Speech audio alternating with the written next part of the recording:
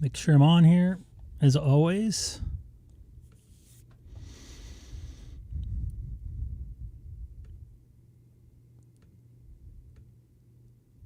All right, it looks like I'm on here. Hello, everybody. It is Friday, November the 5th.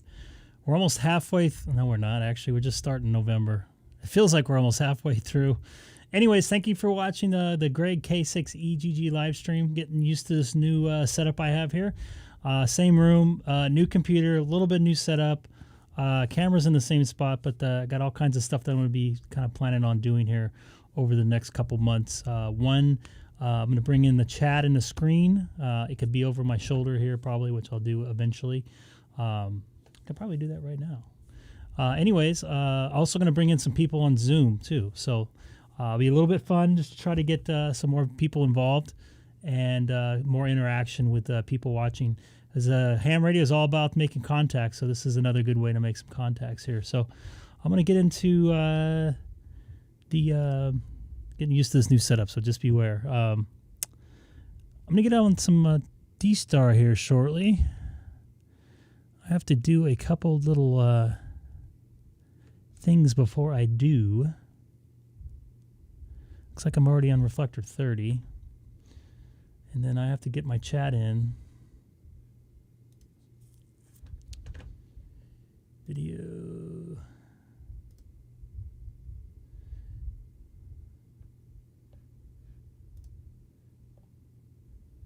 So anybody new tonight, don't forget to hit that subscribe button down there below. Would much appreciate it.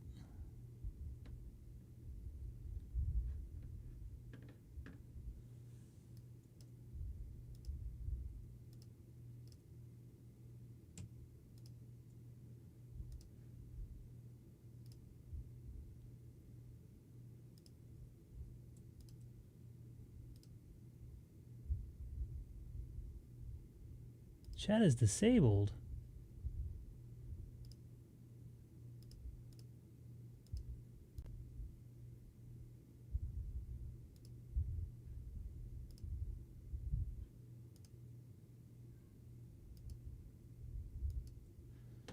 All right, so let's see if I can get my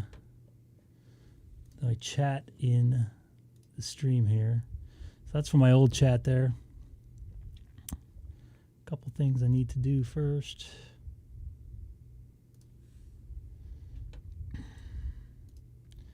Take a little red off.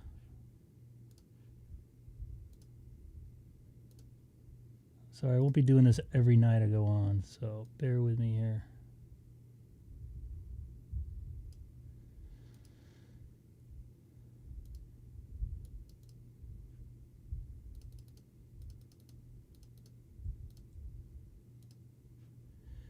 Okay, that should change here momentarily on my left-hand side to today's chat. Something went wrong here. What is going on here?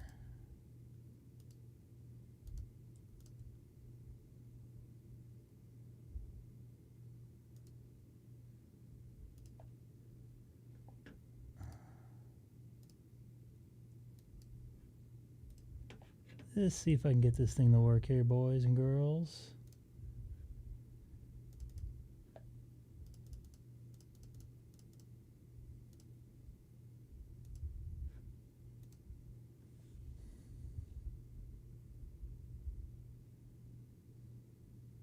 There we go. All right. I've got the chat in the screen. Anybody on there want to jump in and say hi? Feel free to.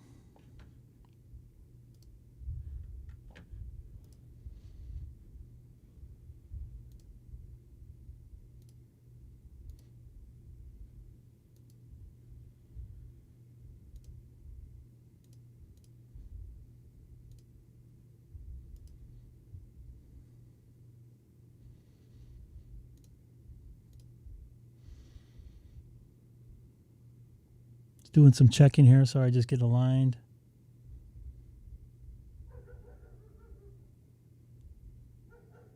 Why does that look so funky, though?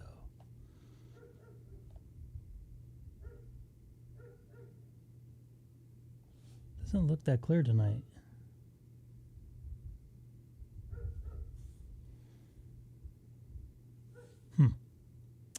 All right, so those of you watching on YouTube, sorry, I'm just getting set up here. I'm not going to be able to just get going now because I got a couple little added things. What you see here in the corner, just over my left shoulder. Would that be my left shoulder? Yes, my left shoulder.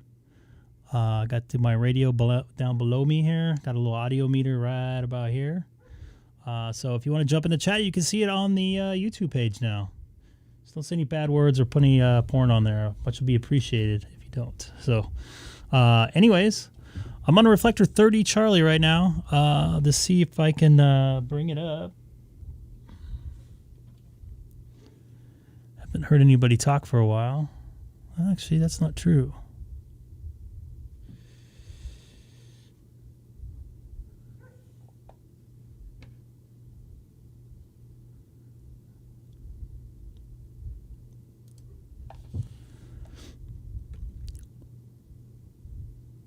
Exciting stuff here tonight, huh? On Friday night.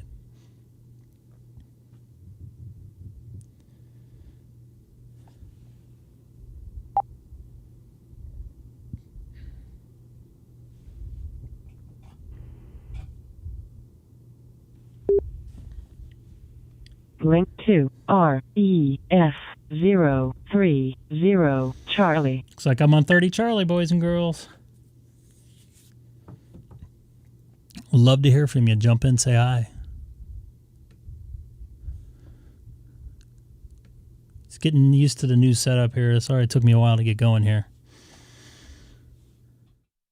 This is Greg, K6EGG, monitoring Reflector 30 Charlie from Southern California in the city of Chino, and also live streaming on YouTube. If you type in my call letters, K6EGG, to the live stream, to the search engine.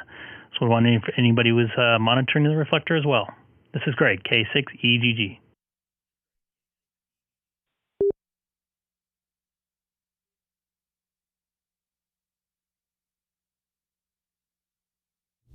Don't all come at once.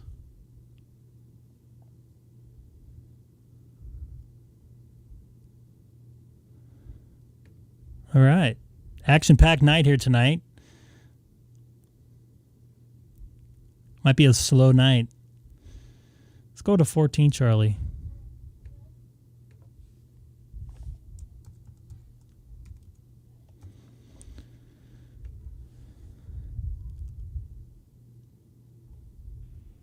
Link to REF014 Charlie.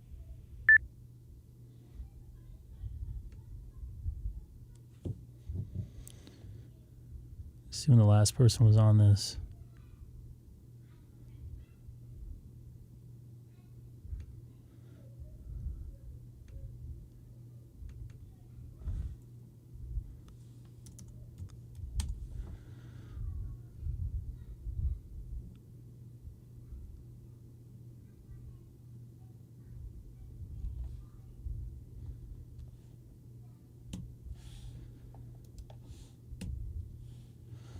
Somebody was on a little bit ago.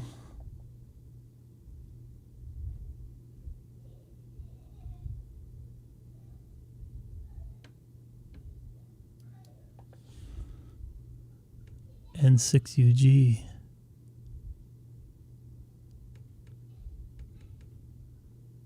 Oh, I know exactly where he's at. This is where I stayed. I stayed right over here.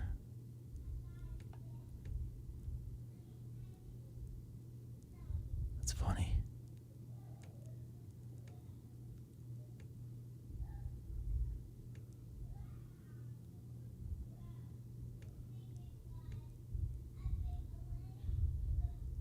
All right. K6EGG N3 EPA mobile. Lurking. K6EGG for N3 EPA. Yeah, you lurking out there. You found me, huh? K6EGG. Live streaming also. Yeah, I tried to get you on 30 Charlie there, but you were too quick to jump off there. Heard you come on there, and I turned the stream on. I didn't get my notification. I don't know what happened there.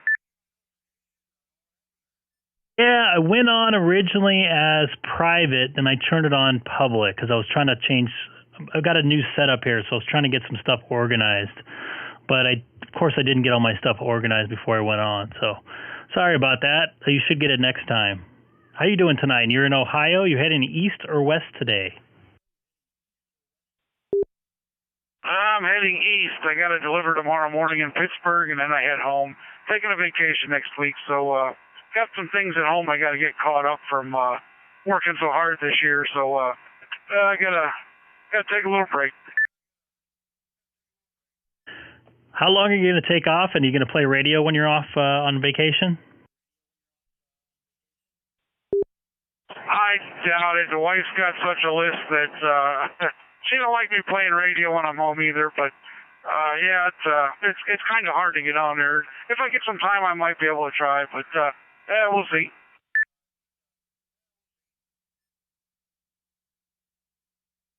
Copy that. Have you been west since I last talked to you again, or are you just still trekking across?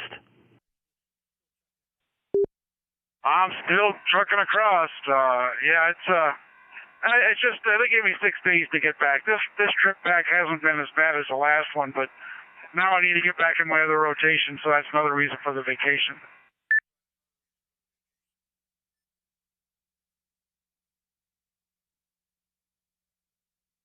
So the last week or so, reset. The last week or so, I've been watching this guy on YouTube called Big Rig Travels Live. This guy has 1,000 viewers, and he just has a GoPro or something set up in his truck. He actually went right by my house. It's pretty interesting. It kind of reminded me of you there. I actually have 4 cameras in my truck, but they all go back to my company. Insurance reasons for me, and everybody else. So I don't mind it being there, but yeah, it works. And for those of you watching on YouTube, I have it up right now. This is a sped up version that I don't know why it's sped up, but it gives you an idea. I'm sure if you're watching Ray, this looks very familiar to you there. Yeah, it does. It sure does. I've probably been through there a few thousand times. I'm guessing that's the 15. That looks like the 15 past Vegas.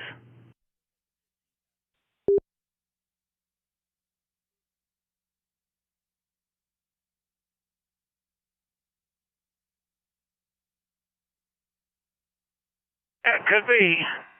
I don't go up that way too much, but I look more like somewhere out into New Mexico.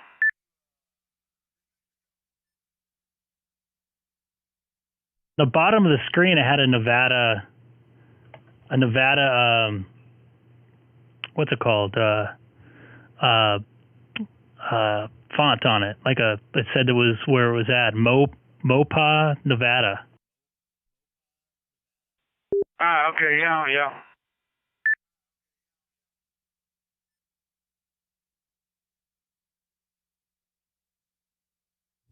David, I'm on reflector 14 Charlie. 14 Charlie. Hey, I want to try and change something on my GPS settings to see if that truck comes back up there. Give me a second. Copy that. Go for it.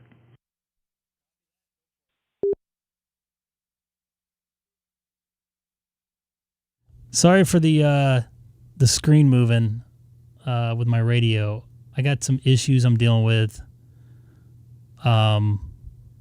I don't know if that changed it or not. I might have to turn the radio off or not, but let's see if that did anything.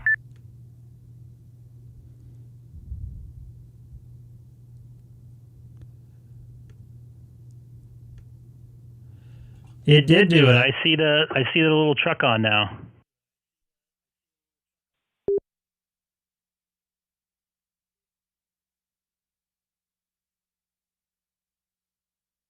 Yeah, but it messed everything else up. Messed all my GPS information up.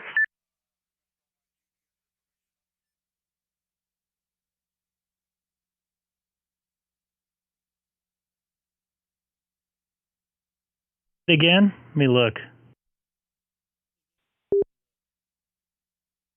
Yeah, it took it all off there. Yeah, we go back to the other one? I see it all on there, 1,900 miles, 1,917 miles. Yeah, but the truck is gone. If I put the truck back on, it takes all my information off. It's weird, the truck was on before and it was still there. I'll do it again, 1 second.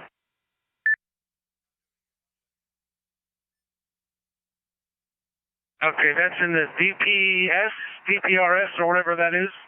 It's just the truck is there, and the information will be gone. Yeah, I remember the night. Remember the night we're messing with it? I think I figured out how to get to it, and I can't remember how I did that.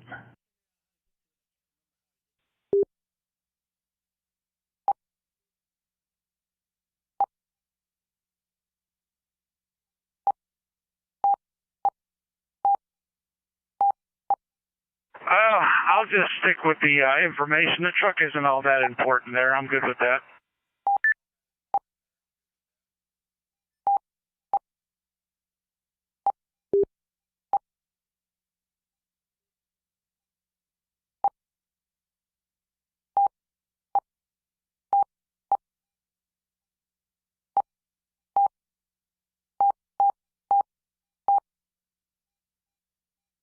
Yeah, because I remember putting a house on mine.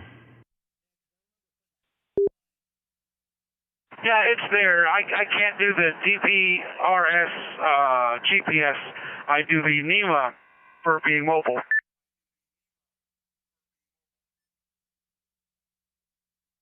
Stand by. Let me move right back. I'm going to have to turn my AC off. It's making my screen move.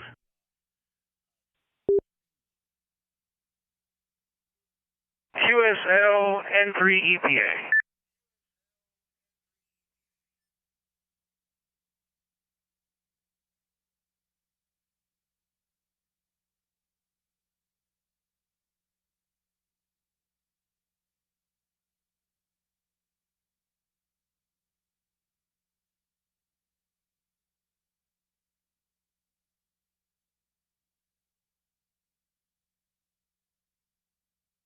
All right, I'm back. And yes, I said AC. It was like 90 here today. K6EGG on reflector 14 Charlie. And also streaming on YouTube if you type in my call letters to the search engine of YouTube.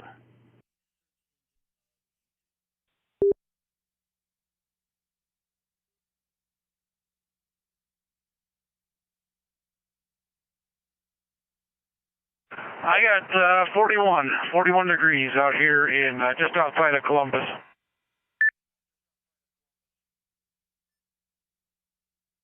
Winter is upon you there.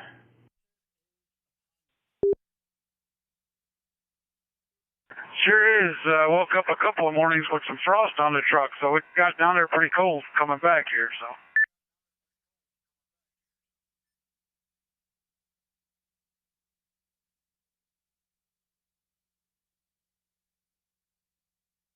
Anytime now, you're going to be hitting some snow, man. I feel for you. Oh, I already did, but I hit it out there. I had to deliver to South Lake Tahoe.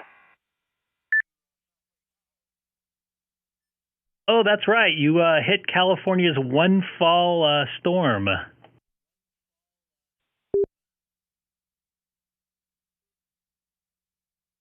Luckily, I didn't have to chain up, so the roads were clear by the time I got through it.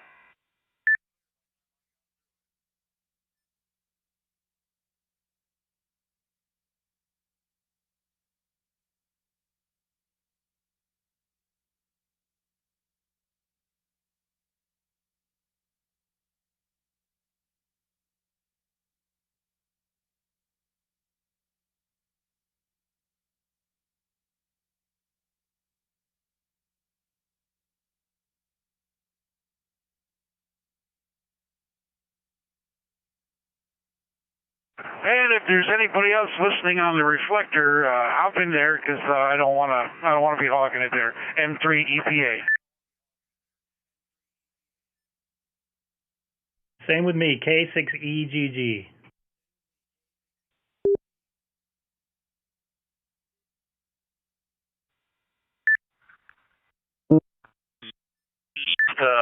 I'm working, so. Good evening to both of you guys, though. Hope you're well. And same to you.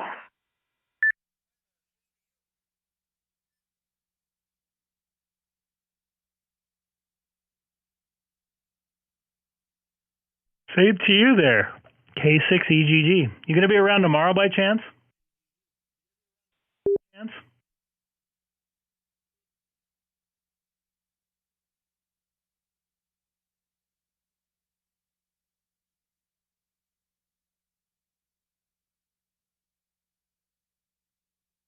Hey, David, if you're still watching the stream, feel free to jump in and say hi. I don't want to hog it by any chance. More the merrier.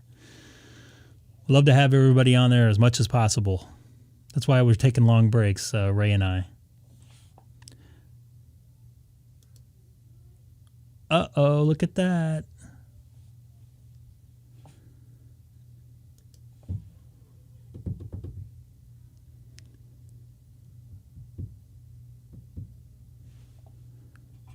You still in there, AJ6BE Andy, K6EGG?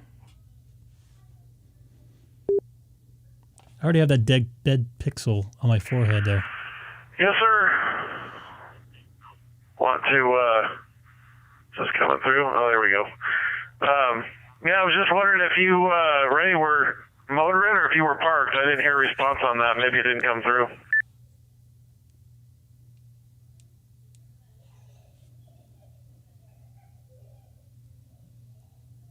Go ahead, Ray.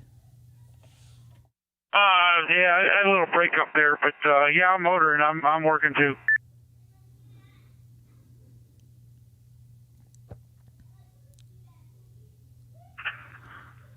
Very good. Well, motor easy out there. Be careful.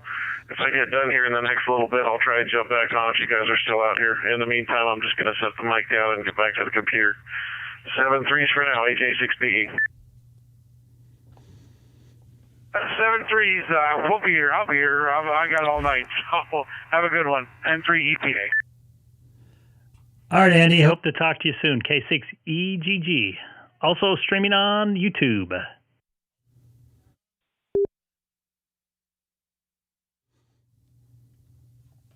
Looks like we got like 11 or so people watching. Anybody new to the stream? Don't forget to hit the subscribe button. Jump in, say hi in the chat. Anybody that's been here before, jump in and say hi in the chat. I know somebody's out there watching. I know my buddy Sean out in Hawaii. You watching? Jump in, say hi. I got to get out there, by the way. Hopefully February, if I feel better and things are a little toned down. I don't want to go over to the island of Hawaii right now with all the stuff going on. Cause any more trouble than there already is. This is Greg. I'm also monitoring Reflector 14 Charlie here on YouTube, along with N3 EPA out there in Ohio. Mobile on a 9700, albeit. In a truck heading east in Ohio towards Pittsburgh.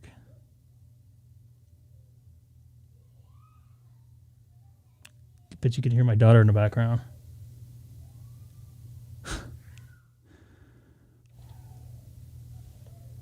All right. Everybody's quiet.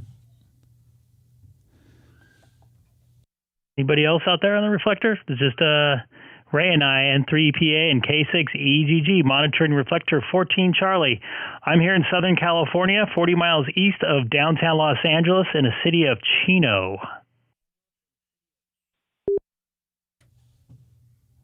Pretty quiet for a Friday night. Thought there'd be more people out here. 14's a California reflector too, so it's not that late.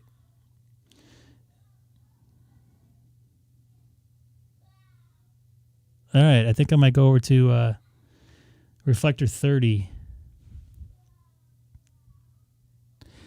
Hey, Ray, I think I'm going to cruise over to Reflector 30. You want to follow me over if you're listening? K6EGG. Sure, I'll QSY with you. N3 EPA. QSY 30 Charlie.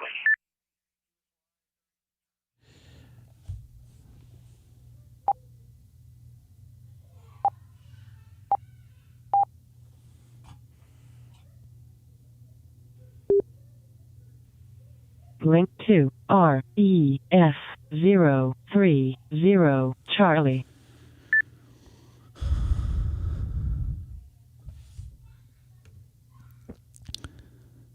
We'll wait a customary minute or so. Yeah, I see you in there, Ray.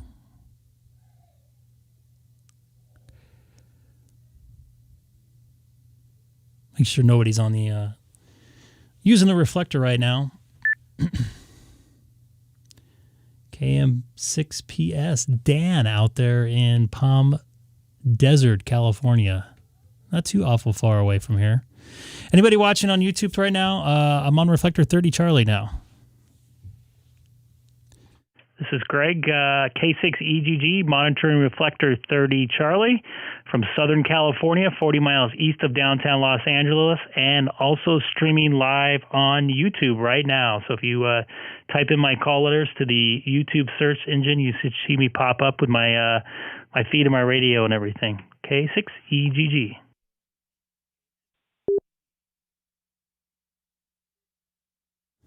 Might be a dead night tonight, huh?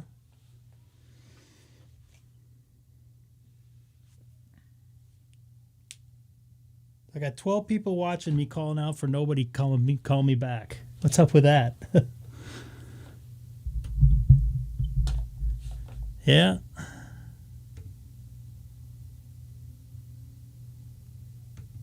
Maybe I'm not on Reflector 30 Charlie. KA4 RUR.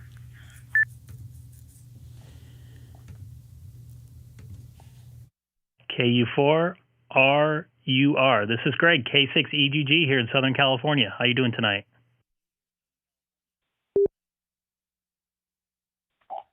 Roger that. K6EGG KA4 RUR, friend in St. Louis, Missouri. Everything fine tonight there. How's everything on your end out there in Southern California? Over.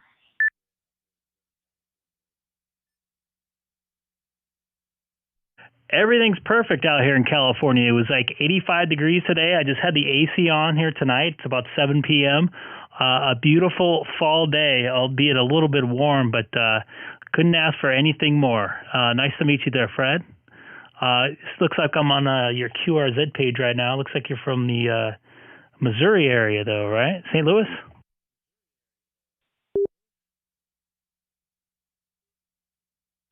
Oh, roger that. I got my call out of Miami back so many years ago, and I just kept it there. I am located in St. Louis, Missouri, and you would have to rub it in with the warm weather there. High temperature here is 30 degrees tonight there, over. Yeah, fall has fallen there, it sounds like. Sorry to hear that. Although the weather change is probably nice, although you won't see any warm weather till probably March or so. But just checking out your QRZ page. Very cool stuff there. Looks like you're making a lot of contacts there.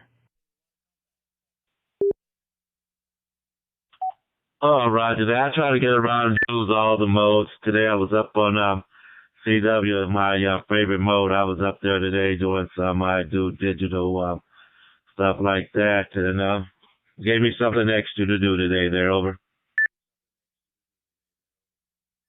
Copy that. I'm hearing rumors that 10 meters is open. Have you noticed that out in your area? Negative. I only heard about 10 meters a couple of days ago that was open, but I very seldom go up on there.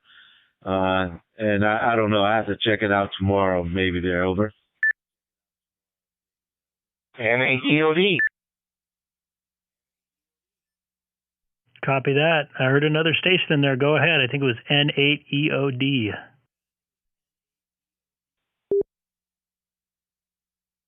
Well, on HF last weekend, 10 was open, 15 was open, 20 was open. Of course, it was a worldwide DX contest. 10 was open to Argentina, Brazil, Costa Rica, Dominican Republic. We had a great weekend last week. Thankfully, hopefully, the solar conditions are changing. I hope so. That would be great, John. It's nice to hear from you again. K6EGG out here in the city of Chino. Along here with Frank out in Missouri.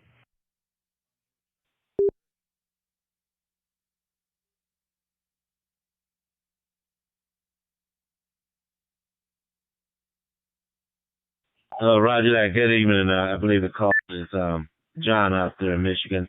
Yeah, it's always open. The band is always open during the contest, and after the contest, everything seems to die down as usual there, over.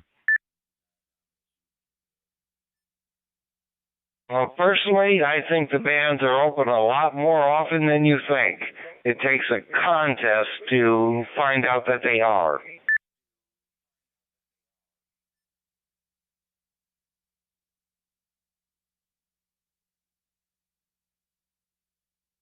Oh, roger that. There's always signals out there. The band's always open. No one gets on the air.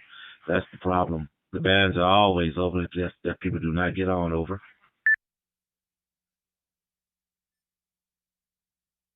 All right, I'm going to say 7-3. Just let you know.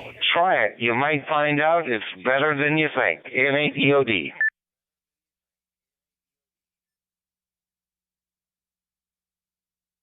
Copy that, John. Thanks for jumping in there. I appreciate it. Nice to hear your voice again. I think we chatted about your repeater system with a name I really like. Anyways, take care. Excuse me. This is Greg, K6EGG from Southern California. Also with Frank out there in St. Louis at KA4RUR. Roger that, Craig. The name is Frank Foxtrot Romeo Uncle Delta. Yeah, I'm always on the band. I'm a QRP station, so I pretty much do a lot of band searching there. I know it's open. I do a lot of that there in contests and everything there, over.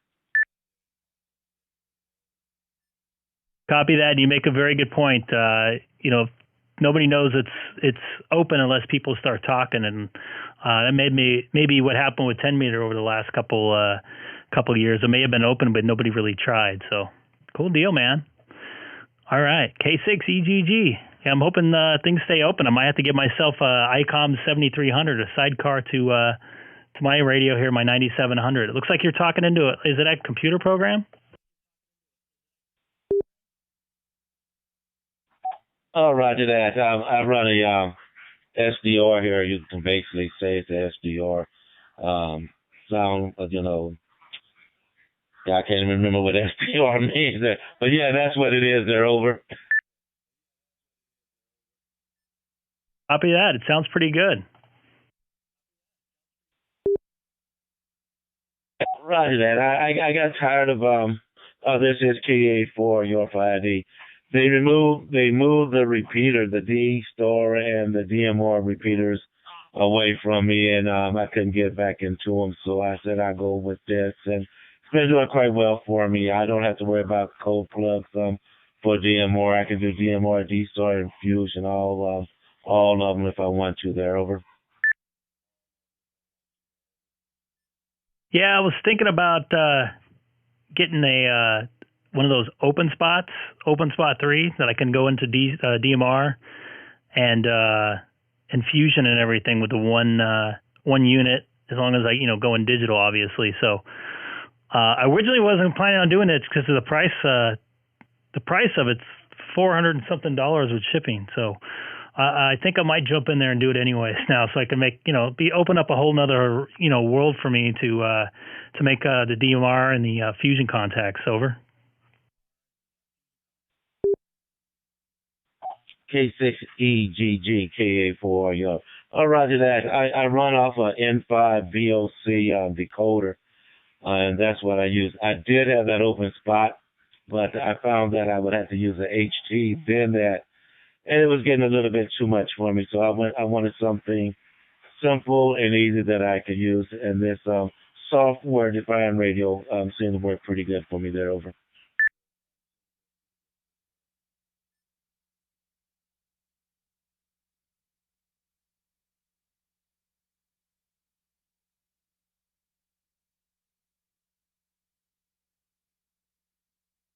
Copy that. I understand that. Yeah. Probably be a little too much stuff going on. I know I bought a separate, it was the cheaper hotspots. It was like $100, $108 on Amazon. Since they're it's probably not that cheap, but compared to one open spot that was $400. So I bought a second one for the car, and I have it hooked up to the OnStar Wi-Fi. So whenever I am on the on the mobile, I'm able to still make my my excuse me, my DStar connections. Over.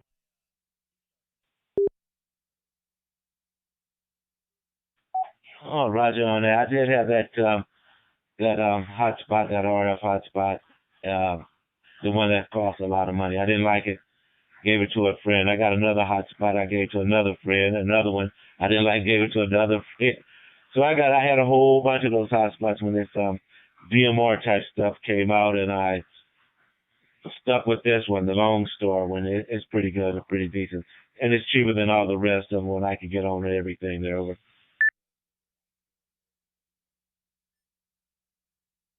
Yep, copy that. All right, man. I'm going to take a little standby. I don't want to hog up the reflector too much, but Fred, I apologize. I called you Frank. This is Greg, K6EGG. For Fred, KA4RUR. You have a good night, man. Nice making contact with you. I'm also streaming live on YouTube. If you type in my call letters, K6EGG. All right, Craig. It was nice talking to you. You have a nice weekend and warm weekend in Southern California. Hi. And I hope you could send me some of that weather. So you have a good evening. K6EGG. This is KA4. You're 73 to you. KA4. You're clear standing by. K6EGG. This is Whiskey 7, Whiskey Hotel Bravo. Go ahead, W7WHB. This is Greg, K6EGG. Yeah, I was just kind of listening to your QSO there, and I just wanted to insert that about 8-9 months ago, I was debating the same thing. Do I want to put out the money for an open spot 3? But I finally did it, and I do not regret it. It has opened up a whole lot of stuff. It's well worth the money once you learn how to operate it properly. It's well worth the money. QSO. Yeah, I was going to figure, buy the cheap one, and if I like it, I might get a second one for the car, which I did, and I do like it. And now that I like it, I want to go to the next step. And like you just said, that's going to open up a whole new world for me.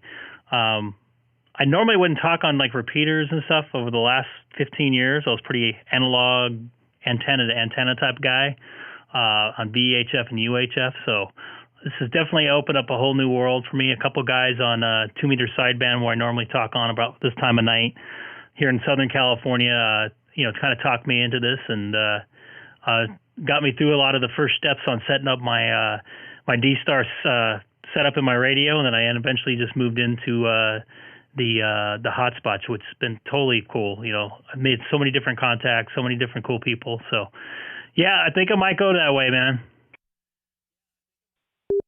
Yeah, QSO. Well, that's good.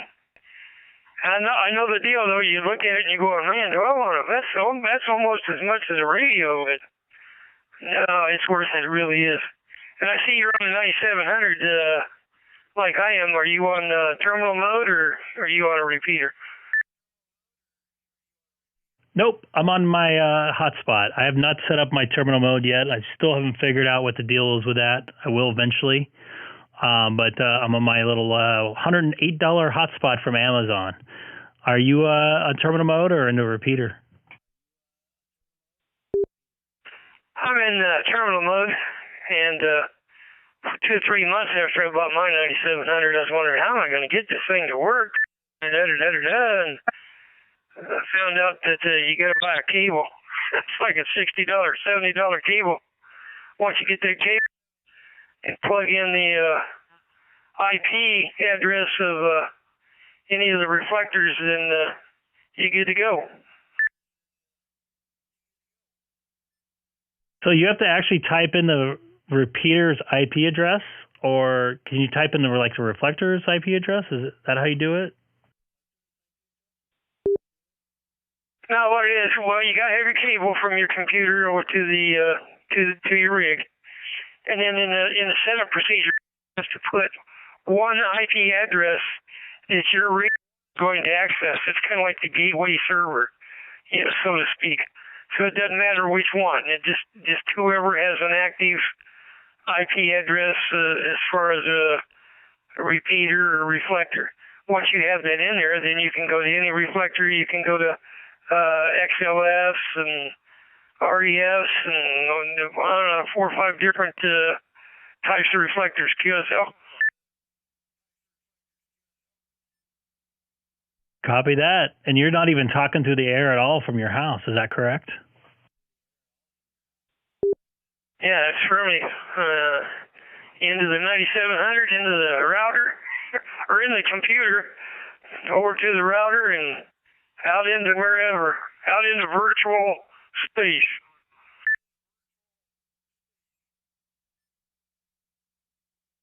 Gotta love technology, you see, these days, huh? Checking out your QRZ page as well. I'm also on YouTube. If you type in my call letters, K6EGG, you got a nice VU meter as your, a moving VU meter as your profile picture. Oh, I forgot I did that. I did that a couple of days ago. I had a picture of my race car up there before, but I don't know, nobody commented on it, so I said, well, just let me throw this up here for the heck of it. So you're the first person that said something, so thanks a lot. Cool. I have it up on my my YouTube page right now, so if you can, if you want to show some people, whatever. Well, that's good. You got a live YouTube page? You just have a regular page or what? If you have YouTube available, just type in my call letters. I generally, when I go on the radio, I stream it. Just a little way to make a little more contacts, and people can kind of interact a little more. Sometimes I have people jump in on the chat wondering where I'm at, and they follow me to whatever reflector, wherever I'm at on the radio. So it's kind of like a two-way street. So I have your QRZ page up on my feed right now.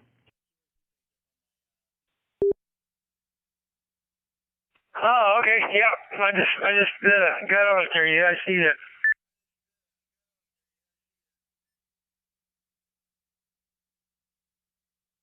Cool deal, man. Oh, got somebody in the chat there.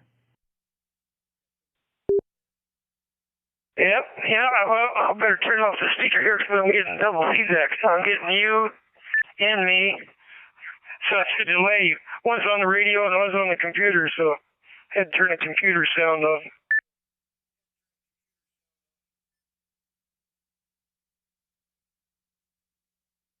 Yeah, it can get quite confusing. I know I'm listening to a couple different things at once myself, so if I get sidetracked, that's my bad. But if you can, please hit that subscribe button. Trying to get up to 500 subscribers before the end of the year. Mainly, I want to get up to 1,000. I want to do mobile, live mobole streaming in my car. I was thinking about a couple ideas. I was thinking about doing that maybe on my drive into my work or drive home from work. I can do some live streaming, set up some cameras in my car. Oh, yeah, that'd be cool. That'd be pretty nice. I'm sure there'd be a lot of people looking in on that one, so that's for sure.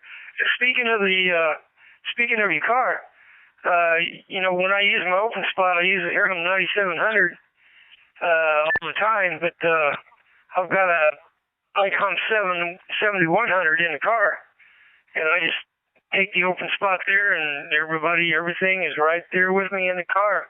It's just too simple. That's another reason why I like the open spot, because you can do DMR and all that stuff right from your vehicle. Yeah, that was the other reason I was thinking about doing that. I don't know, maybe a Christmas gift to myself. We'll have to see, though. Really looking forward to making more contacts. I stayed away from ham radio for a couple years, 10 years, and I got back into it, and I listened for like another 5 years before I said a word. And then I wanted to jump into it a little more because I wasn't talking to too many people during the pandemic. Come to find out, my Kenwood TS2000 died, so ended up getting a 9700 and just kind of went up from there. I didn't even know what DStar was when I got it. A couple of guys on 2 Meter Sideband showed me it. It's really opened up a whole new world of making contacts and everything like that. So it's cool stuff. Yeah, so I might get into it. Yep. Well, right beside the 9700, I got the little sister, the 7300. They sit side by side, look the same, and it's just a pleasure. So, I got the HF, and I got all the UHF and VHF and SHF, because 1.2 gig, I do that stuff on Wednesday nights. And, I got the whole world right here in 2 little radios, so, and an open spot, so it's all good. Well, cool deal, man. Yeah, you might have talked me into it, so I might look into it a little more. Thanks again, buddy. This is Greg, K6EGG, and that was W7WHB, correct? That is correct, and the name is Steve. And I'm located here in Gilbert, Arizona, QSL. Copy that, Steve. I'm Greg. I'm located in the city of Chino, about 40 miles east of downtown Los Angeles in California. Yeah, roger on that. That's another cool thing about terminal mode is the program that is written by a guy, PA7LIM. His name is David. And he writes a program called Doozy. And it's so that you can use the terminal mode in conjunction with your computer. So, because you have stuff into your 9700, when you pop up, you just click on a little GPS icon that's on there, and it brings up another map, and I can see right down to the house you're at or wherever you're at, building, whatever. It's just cool stuff. Yeah, almost kind of scary. Yeah, I have the Doozy in my computer. I might definitely look into it, although I'm running Max, so I'm to see how that's going to work with that. I do have it in there, though. But cool deal, man. I want to get that thing going, and maybe I can just leave the hotspot out in my car or something like that, or at least the do open spot if I get it. Yeah, well, terminal mode won't do DMR and stuff. You got to have the open spot for that. So it does the regular DStar stuff and something else. I forgot what it is. Gosh, I can't think right now, but it's all good either way. But you need an open spot. Yeah, you'll never regret it, I guarantee you. And with that, Greg, I'm going to go ahead and clear out of here. I think I shot my nickel out here. Just thought I'd tell you about my experience with the open spot. I just truly love it. And maybe we will catch you on here again. I come on once or twice on 30 Charlie and see what's going on. And I heard you in there talking about the open spot. So we'll pass the 73 your way. Thanks for the QSO. Appreciate it. And K6EGG, this is W7WHB. Clear after you. W7WHB, this is Greg, K6EGG. Thanks for making contact, and I always enjoy good information, and I enjoy people's reviews on different stuff, so I have no problem with people jumping in there. So thanks again for the information, and I hope to talk to you again. This is Greg, K6EGG, also broadcasting or streaming live on YouTube. So jump in and say hi and watch the stream. You can kind of hear yourself come through my radio at my house. Kind of take a standby and take a listen. All right, Jim. I'm looking at your KC4LGM.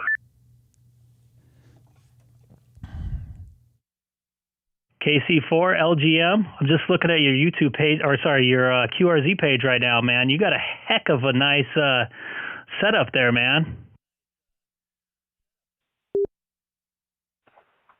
Oh, thanks a lot, man. I really appreciate it. Let me turn this down. Getting both of us here. Anyway, it took me quite a long time to get it the way I wanted it, but eventually it happened.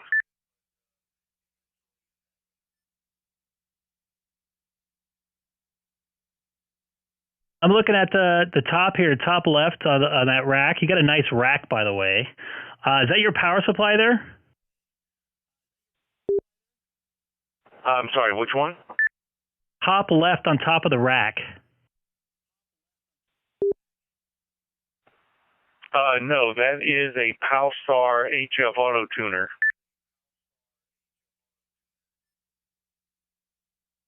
Nice picture on the wall here, by the way. Let's go, Brandon. Yeah, man, you got a really cool setup. I like the lighting and everything there. And you even built these little metal things into your radios there, man. That's really set up. I just wish you could probably do something like that for me there. Well, this is really cool stuff, man. That I got is something I got from Guitar Center, and they were quite proud of them, by the way. And then I had the racks made by, I forgot the name of the Novexcom. That's who actually made the rack system. They make them custom for the radio, and that's the way I do it. If you look at the desk on the left-hand side, and the right-hand side, for all that matters, it's all 19-inch racks on each side. Okay, you got the 19-inch racks up there, and then on the bottom left of the desk, there's 19-inch racks on both sides, and the power supply is in the bottom left. That's kind of similar to what I got going on here. I don't know if you're still watching there. Let me bring it up here. So I have the 19-inch racks here in front of me. They're not custom or anything like that. So like my 9700 here, that's with my right hand. I know it's got a little bit of delay here.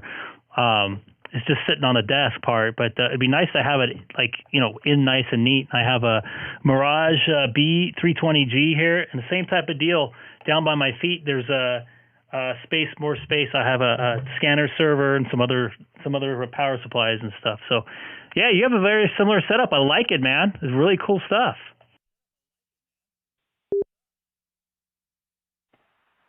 Oh, thank you very much, man. I was admiring your station too. It looks like we have a same desire to be neat in our setup.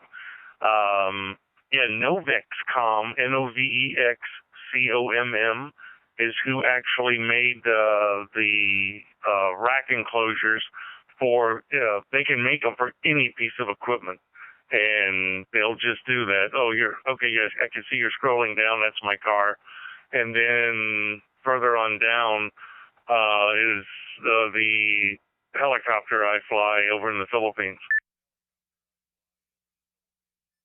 Very cool. And I think you have the same Larson and antenna I have. And we were just talking about this motorized antenna. I don't forget what they would call it. Mount or whatever, so the antenna will go up and down. One of the guys, K6EGG that I talked to, has one of those on his car. Really cool setup. And nice looking helicopter there too.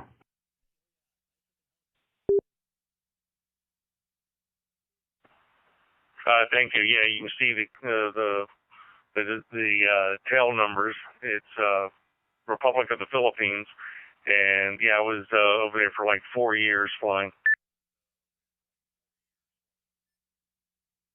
Did you also fly in the military? No, actually, I didn't start flying until after the military. I was in the military for a decade and a half and decided my wife got tired of checking me out of Walter Reed, so I went into the private sector, but went right back to doing.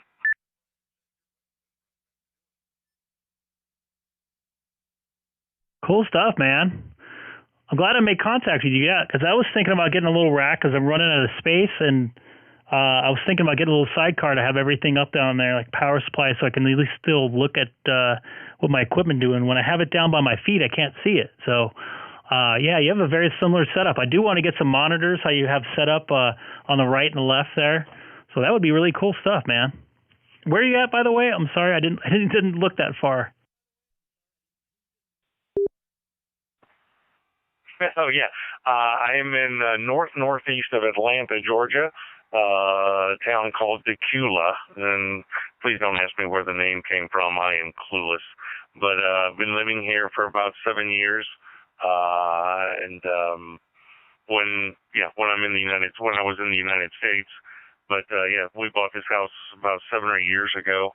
And but I've lived all over the world 14 times, and always glad to come back here to the good old USA.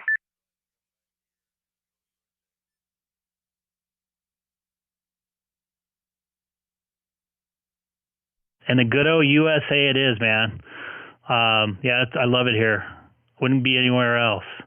I got some people watching on, I know you actually found me on YouTube there. So, yeah, I hear you, man. Do you come on this reflector often? And this reflector is based in Georgia, though, isn't it?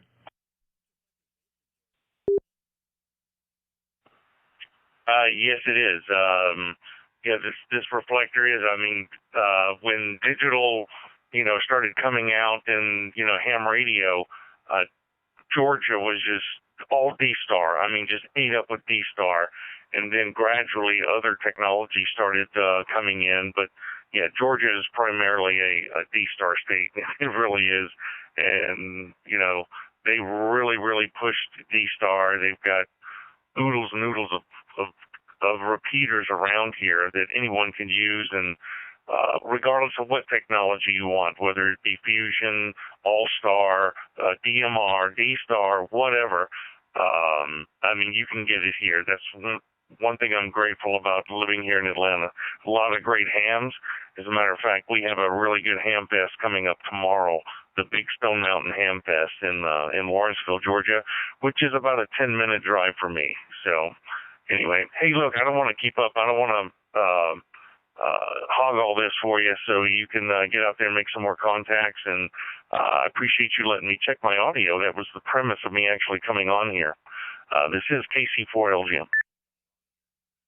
Thanks, Jim. Thanks for jumping in there and saying hi. Yeah, that was the original reason why I started streaming. A lot of guys kept on talking to me on a 2-meter sideband, and they're like, hey, I want to hear, they keep on making changes to the radios. Instead of me describing it, I just basically rebroadcasted their audio so they can hear it and make adjustments, and it kind of grew from there. So, yeah, no problem, man.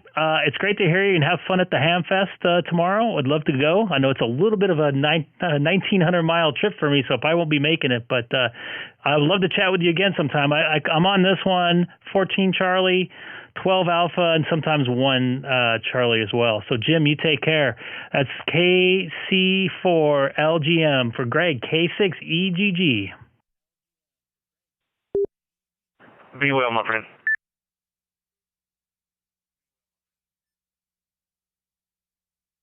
November Juliet 1 Sierra Portable out of Burlington for the other station, not you, EGG. Real quick question for the site.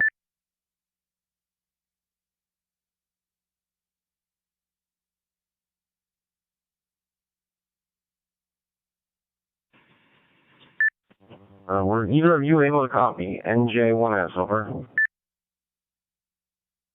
Yeah, NJ1S, go ahead. I thought that was for for Jim there.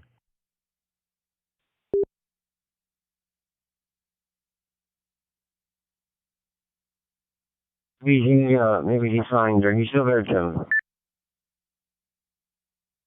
Oh, yeah, I'm sorry. I didn't know the question was for me. Yeah, this is Jim, KC4LGM in Atlanta, Georgia. Go ahead, sir.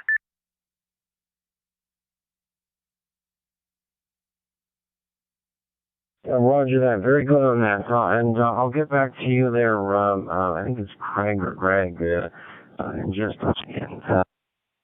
Where he was. So Greg, very good. So as Greg was mentioning about, oh, you have the greatest setup, blah, blah, blah, blah. I was like, well, I've got to see it now. So I stopped the QRZ page looked at it. And I see that you have an Ameritron ALS 1306. Tell me, well, have you seen what its PEP capability is? Have you ever tested its max power? Back over to you, sir. Hey, I apologize, sir, but you were dropping bits left and right there, and I could not make out but about 30% of what you said. Greg, with your permission, I'd like to ask him, I know you've got the channel right now, but I would like to ask him to repeat it one more time, if that's okay. It's on my channel. Go ahead, man. Go for it.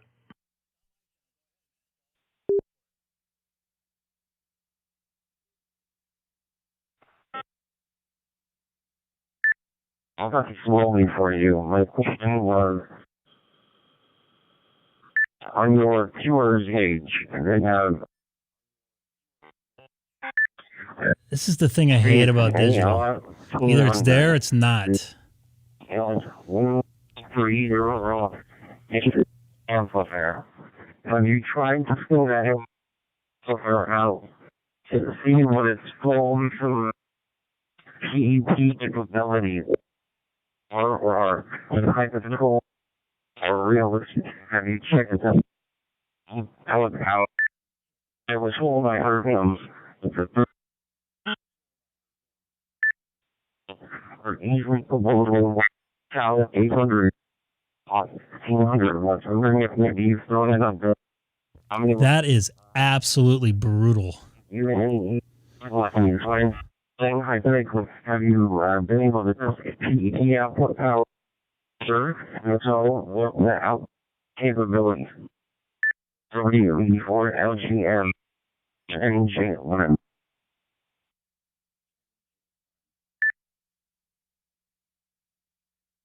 Greg, is it just me, or is he dropping bits with you as well?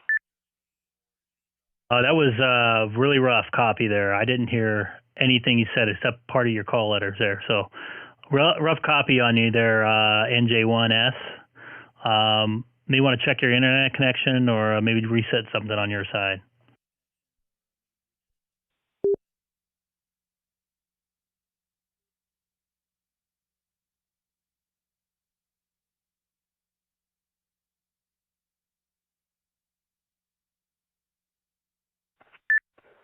Yeah, all I heard was the word amplifier mentioned in his question, and that was it. That's all I got out of it. So, sir, I would really like to entertain your question, and if you want to get that squared away and come back, I'll be here for a little bit. This is KC4LGM.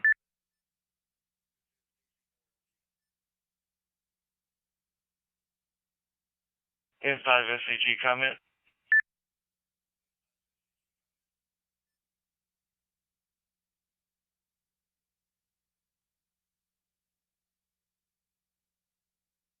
K5SEG comment. Go ahead.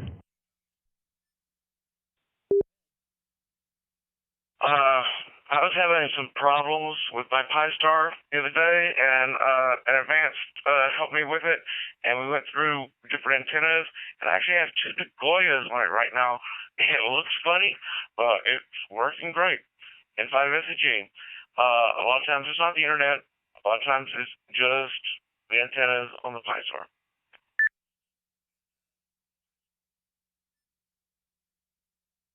Well, I could be running with no antennas and still hit my Pi-Star because it's literally only a few feet away from me. So anyway, I think his was a serious internet connection. So I would really like to hear what he had to ask. So if he could find out what the issue was and come back, that would be great. K5SEG comment. I was running 4 feet away from my antenna. I was still having a problem until I replaced the antennas on my Pi-Star. K5SEG. Thank you all. Well, I'm actually running into dummy loads, so it tells me a lot.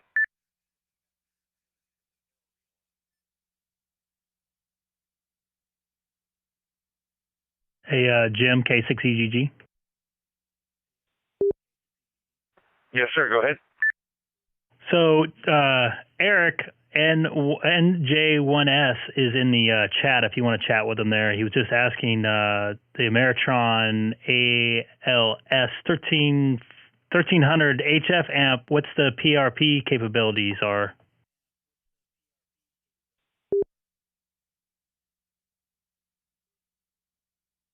Oh, okay. Yeah, I'll respond to him here in your chat room if that's okay with you. That's what it's there for, man. All right, man. Appreciate it. I'll be standing by here. KC4 LGM, Tequila, Georgia.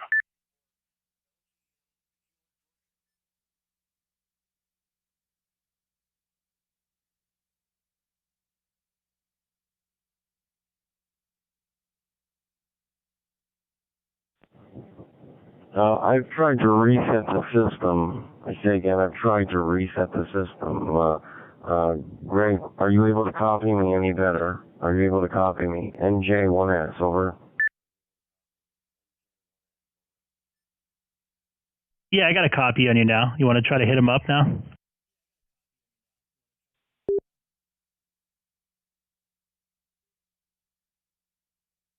Okay. TMNJ1S.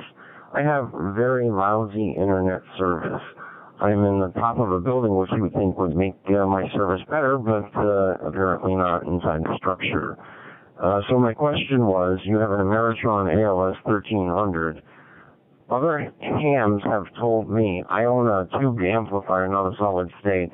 Other hams have told me that they have the capability of producing more than legal limits.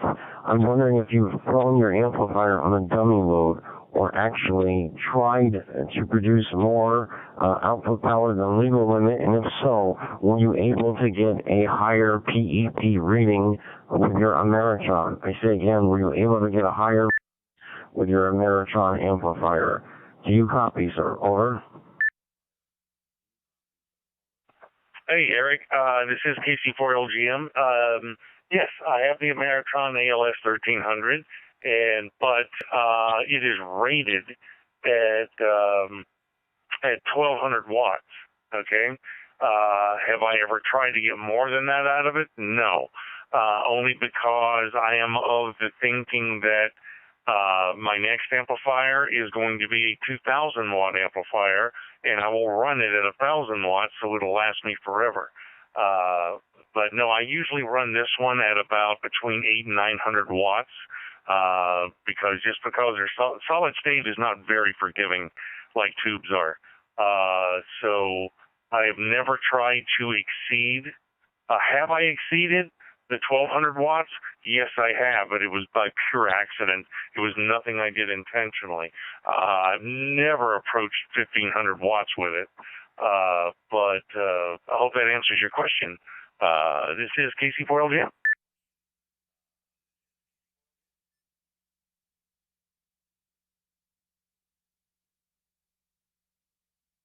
Yes, sir, it does. That answers my question fully. It answers my question fully, Jim.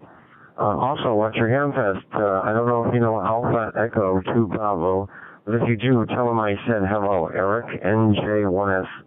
I consider him a ham friend. He's from upstate New York. Alpha Echo 2 Bravo. His name is Ed. He's a ham down in Mason, Georgia. And real quick, anybody new to the channel, please don't forget to hit that subscribe button down below. Would really appreciate it. Trying to get up to 500 subscribers before the end of the year. We are listening to NJ1S and also Jim K6EGG. Check out his QRZ page. He has a great page. Great looking shack, man. Love the lighting and everything. Roger that. You go right ahead, sir. And you be well, and if I do happen to run into this gentleman, I will tell him, I will send him your regards. You be well, be safe, God bless. KC4LGM in Atlanta, Georgia.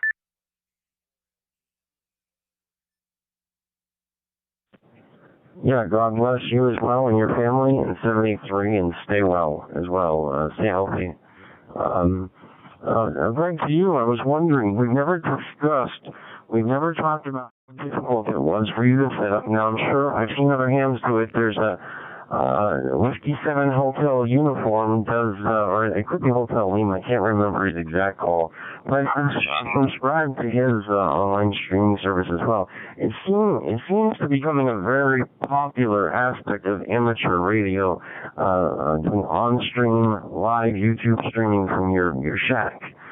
With that in mind, how difficult was it, Greg, for you to set up your YouTube channel to have live viewers listen to your audio and your transmissions on these systems here. Back to you, K4, I think it's K4, Echo Golf, Kilo 6, Echo Golf, NJ1S, over to you, sir.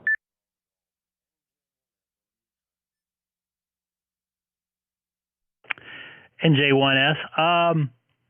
I wasn't, to tell you the truth, I wasn't really planning on doing this.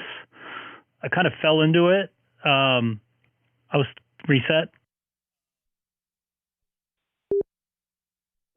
The main reason why I streamed the first night I streamed, Keith, WA6QXA, I think he's listening on YouTube right now, out in Long Beach, which is about 30, 40 miles away from me, over some hills. He's making a bunch of different audio and antenna adjustments. So he kept on asking me, hey, how do I sound? How do I sound? What about this change? What about that change? So we were taking videos of each other's radios, basically, but the audio was never just right because it was coming through a speaker and stuff. So I had some equipment here I used for some live broadcasts, for some voiceover work here in my shack that I hadn't used for a few years, about 7 years. So I ended up just taking the audio from my radio, which I already had in, and just started streaming with the OBS software with a black screen. And then one of the guys was like, hey, put your face up. Like, well, I didn't want my face up the whole entire time.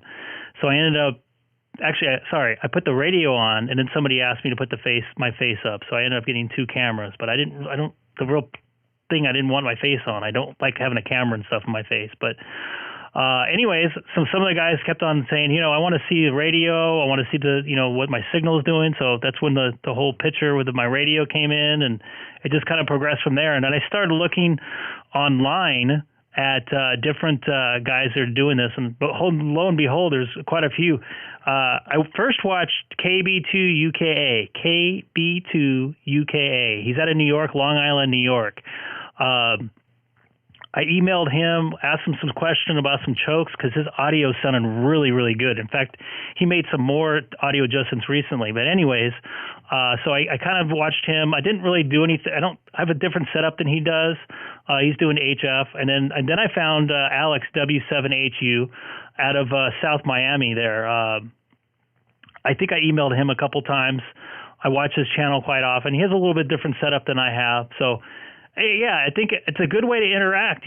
Some people see me on YouTube, and then they'll follow me to a reflector I'm on, or vice versa. They hear me talk about it on a reflector, and then they follow me to the YouTube page, and people end up chatting with each other and stuff like that. So it's just a nice way to interact with people, make more connections, and people realize that Reflector 30 is hopping because it was kind of quiet before I jumped on. Now back to you, K6EGG for NJ1S.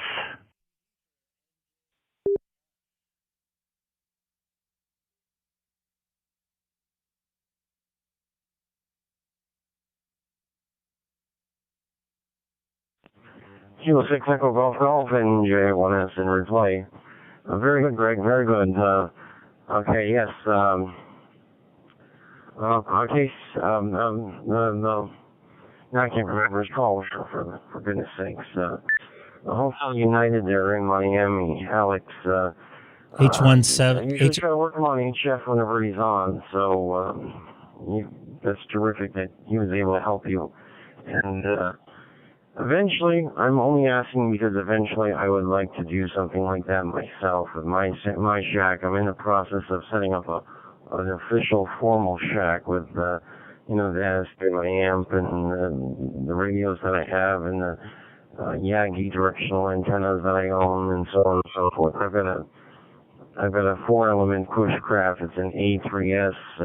It's capable of 10 meter through 40 actually. So it does 10, 15, 20. I believe it can be tuned for 17 and 12 as well. So basically 10 through 20, and then the other element is a rotatable dipole attached to that, capable of doing the 40 meter band as well. 40 meter right down through 10, and then I've got a A627013, which is a 13 element antenna. It's 3 elements for 6, 5 for 2, and 5 for the 70 centimeter band, which I'm planning on attaching to my tower once everything's done. I'm kind of stuck in limbo with my next tower piece, an 8-foot section that I can't reach, and if I buy a crane, I better have the antenna completely assembled. So I'm kind of a procrastinator about putting the antenna together. But again, once everything's all assembled, to make it a shorter story, I would like to set up something like a YouTube streaming capability like you have there. So it's very cool. I think it's very cool, and it obviously helped me send that question to you that I heard you reading off there to Jim. I'm going to let you go so I can get back to work, and so if I hear, hi, and I work alone also, but still. Anyway, back over to you, K6 Echo Golf Golf from NJ1S, and have yourself a good evening, and I hope you can make a few more contacts here on the Reflector 30 Charlie. 73, sir. Have a good evening, and a good weekend as well. Over. Copy that, man. Thanks for jumping in again. It's nice to talk to you again, and thanks for the info. Yeah, it's not too hard. You just look at some tutorials on OBS software on YouTube to get familiar with that stuff there. Thanks again for stopping by. This is great, K6EGG, and you got some nice pictures there, Fred.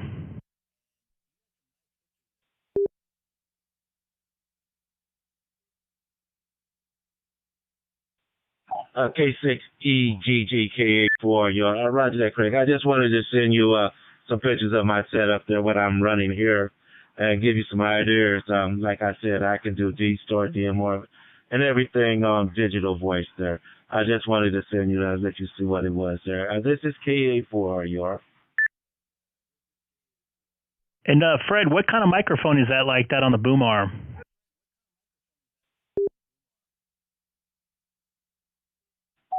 Right, it's just a USB type microphone there.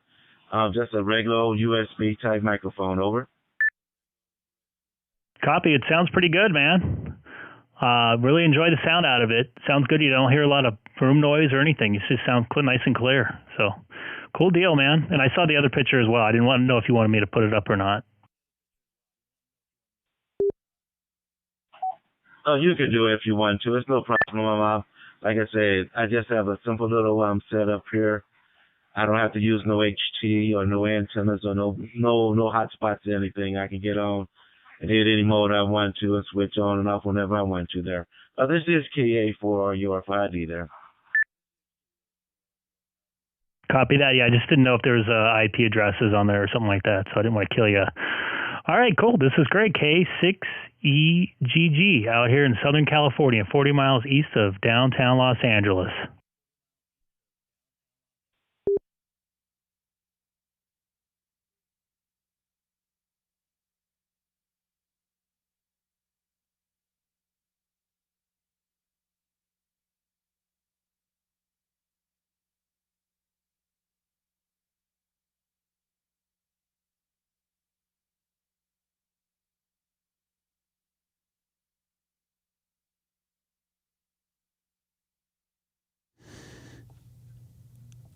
Hello, everybody. This is Greg, K6EGG. Thank you guys for watching. What kind of microphone is that you're running?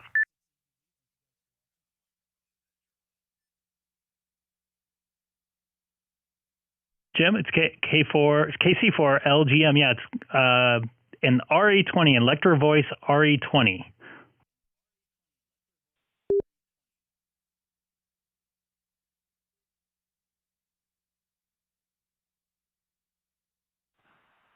Well, that doesn't suck. That's a nice little microphone.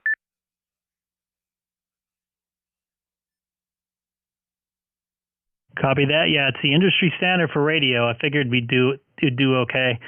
And I actually, into my radio, I don't have any processing. I do have a preamp in the back here. You can see there. That will boost my level into my radio because this is a dynamic microphone. The radio, the Icom 9700, is looking for a mid-level a condenser mic for their stock mic, so I had to kind of modify my setup to get a better signal to push through the radio here. So it made a huge difference. I can unplug it and let you hear the difference if you want to hear it. Sure, but yeah, just for information, I just got in yesterday from Amazon the Icom SM50, and that is what I'm working on now. My HF rig has got the Sennheiser E835, and Sennheiser's done well for me, and then I feed the audio through my mixer board, and then the output of the mixer board goes into the auxiliary port of the radio, totally bypassing any of the audio processing for the radio. So that's how my configuration is here. See, I wish I had a. Now I have it off the preamp. If you notice the difference, so yeah, I wish I had a regular aux input on this 9700, but I'm gonna put this back on because you could probably barely hear me.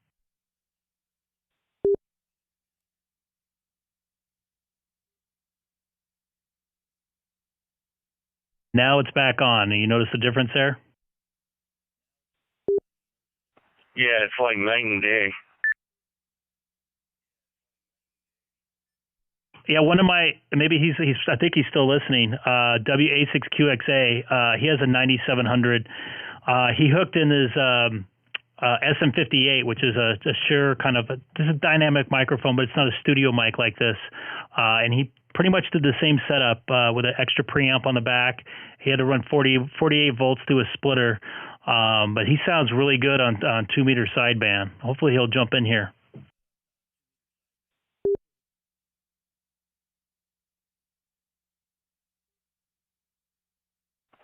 Very good. Yep. As far as my HF rig, it's I'm running an IC-7600, and it's a horror story in itself right there, because Icom has had possession of this radio longer than I have. From the time that I bought it, it was 2 months before I got it, so I prepaid it. It took them 2 months to get it into the United States, and then I finally received it, and then after I'd had it for less than a month, it went back to Icom for repairs, because the receive side just totally took a dump. Well, they had it for a month, and they were claiming they were going to have it for another month, but fortunately, I got lucky, and it got up there, and he fixed it. The guy called me and explained to me everything that was going on with it, and we wanted to make sure everything was fixed on it nicely before he returned it, and then they returned it, and now it's running fine. But the 9700 now has worked flawlessly. It's just taken quite a bit to get used to, because it's a lot of radio. It really is. But I plan on getting some satellite antennas so I can start doing some SATCOM work and put those up on the roof and go on with that. But just out of curiosity, like I said, I just got this SM50 last night, and I haven't had a chance to have anybody's opine of its quality. So if you could come back with that for me, that'd be greatly appreciated. K6EGG, KC4LGM. KC4LGM, K6EGG. If you're talking to her right now, it sounds awesome. Sounds really good. And also, Keith, WA6QXA is listening too. Maybe he wants to jump in and let you know how it sounds too.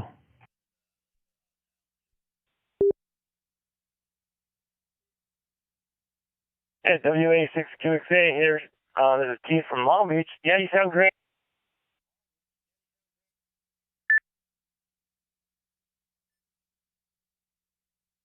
Oh, thanks. I appreciate that. I had to turn my mic gain on the 9700. I had to turn it down to like 4%, I believe, and because it was overbearing. It really was. When I was listening to it on another radio, and so that's kind of how I got it set up. So I guess the proof is in the pudding when you're actually talking to somebody, and I appreciate you guys coming back with an honest assessment.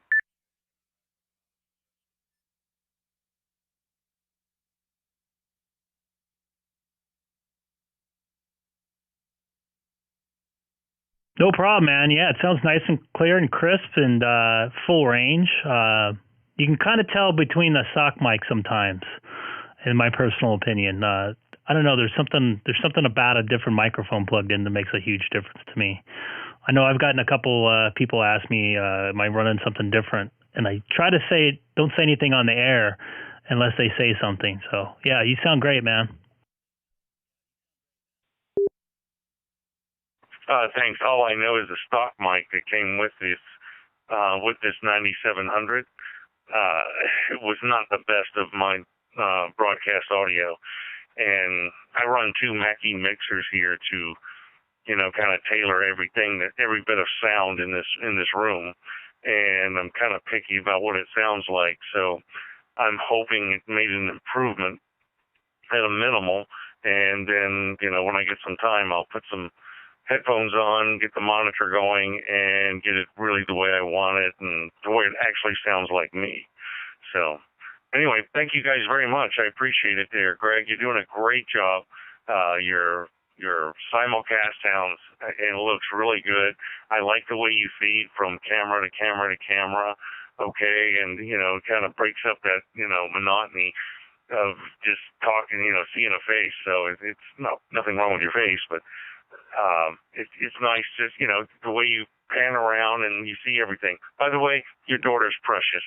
She's a very pretty young girl, so you ought to be very proud of her. My daughter is probably your age. My daughter is 35 and graduate of Georgia Tech, and she's a very smart girl. So anyway, just wanted to throw that out there. Be well. KC4LGM.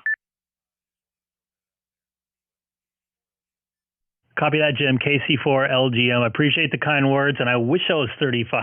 I'm 46, and I feel like I'm 65 right now. No offense to 65-year-olds, but my body's been through hell the last couple of months. So I appreciate it. I love my daughter. She's a great girl. In fact, I'm surprised she isn't up here right now because he's just getting done with her bath. So take care. I hope to hear you on this one, too, again. This is Greg, K6EGG, also streaming live on YouTube if you type in my call letters to the YouTube search engine.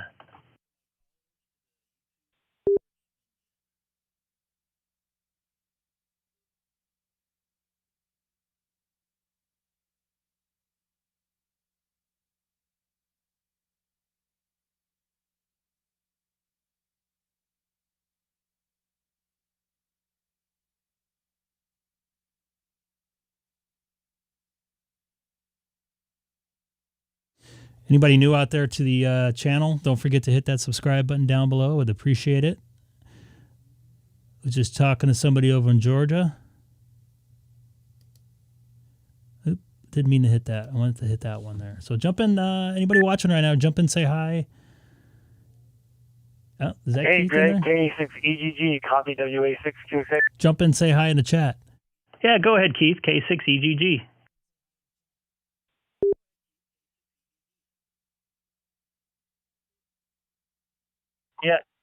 Yeah, I tried coming back a minute ago, but I think that I didn't have it set up right. I was hearing you guys, but I don't think I was talking. I don't think I had it locked in where I was able to talk. Unless I doubled with the gentleman, I'm not sure. All I heard you in there is once.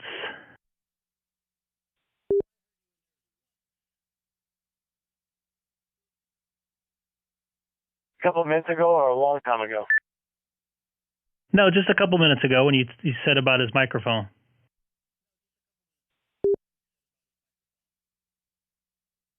Okay, then I did have it set up because I felt like I was either I was doubling with him or I wasn't making the grade. So, okay, good. Because like what I have to do when I do how Dave has it set up, I have to go to 30 Charlie, to chunk it, and then go back to the CQ frequency, and I thought, well, maybe I forgot to go to the CQ frequency, because I can hear you guys if I'm over there, but I can't talk, you know what I mean? Copy. So you're going through the 2-meter Gabe repeater?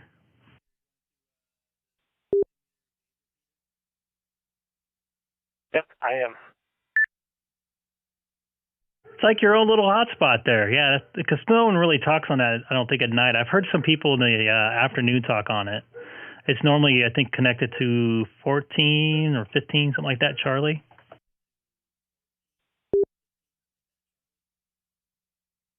All right, 14 Charlie. It's kind of a quiet station, which is kind of cool in one respect, I hear, people talking in the morning sometimes. There's this guy from, I think he's from Brenton or something like that, talks on it quite a bit in the mornings. But it's a pretty quiet repeater or whatever.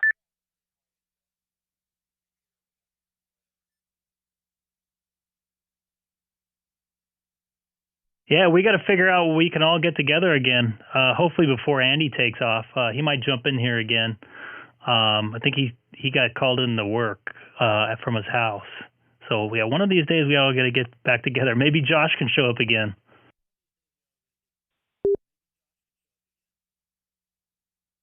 That's pretty special. Yeah, when I saw Andy at the get together, I told him the same thing. Like, if we can get together before you leave, that'd be pretty awesome.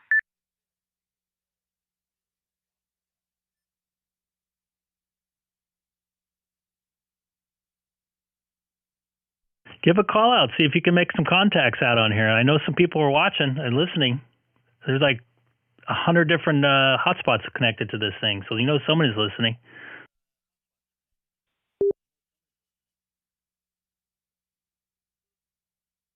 As far as Andy's concerned, not to change the subject, but we just did a lunch or something, went to a restaurant or a breakfast like on a weekend, something like that. That'd be cool with me.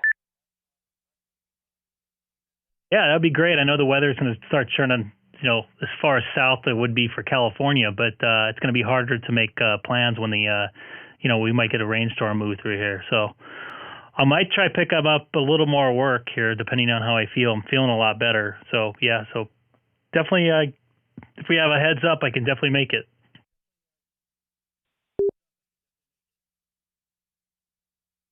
Yeah, you seem like you contact them more than you get to talk to them more than I do. So, like, if you hear anything, keep me posted.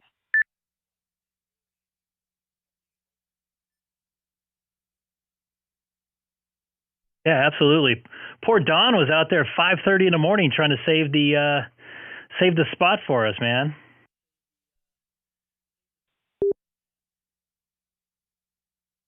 That was pretty special. And and then, like, for instance, well, why weren't you there? I was there by 5:30. I said, I heard you were there by 7:30. No, who told you that? I was there at 5:30. I said, well, that's what I heard. I said, the reason I wasn't there is because my wife had a procedure the night before. I made it clear that I couldn't do it. I was lucky to even come to it for a couple hours. We all made it. We had more than enough people there, more than what I thought was going to show up. A bunch of people that I thought was going to show up didn't, and then a bunch that I never thought would show up in a million years showed up. So it was a great time. I'm looking forward to hanging out with everybody again. It was a little better setup, being able to watch, walk around and talk to everybody at different times. And seeing Joe set up on his car, his GP9 on his Jeep, is awesome.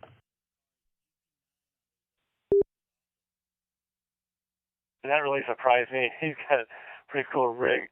But we all kind of did our part. It seems like you and I did the most as far as the promotional part of it. Don secured the place for us, and him and Gabe figured that out and got that secured. That was really cool of him. And, of course, Fred helped out, too, to help secure it. Like Don, suppose he went home to clean up whatever before he came back. But, yeah, it was really a fun time. It all worked out. Copy that. I'm going to take a little quick standby here. Let see if anybody else wants to jump into here. Maybe make contact with Keith, WA6QX8 in Long Beach, California. Go ahead, man.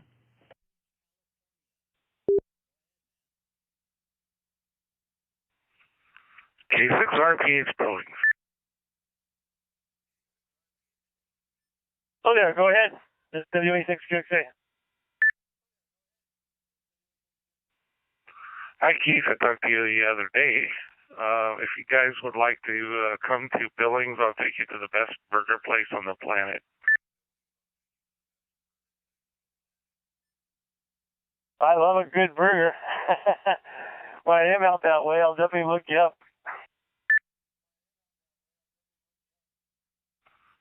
Yeah, the Burger Dive, downtown Billings. It's unique. It was on the Food Channel. It's a really good place. Anyway, decided to say good evening and good evening to K6EGG.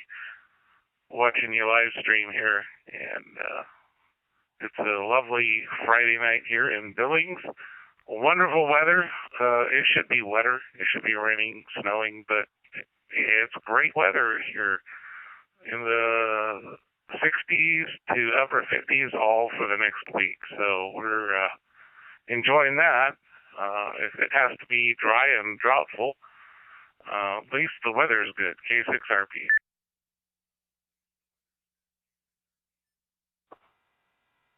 Anybody ever tell you you sound like Ellen Alda a little bit?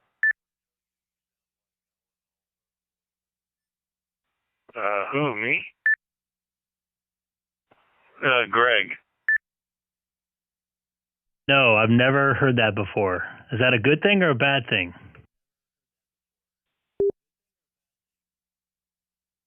It's a good thing. The man can talk. Funny thing is I'm not a big talker. You can ask most of my friends, so this is about as much talking as I do.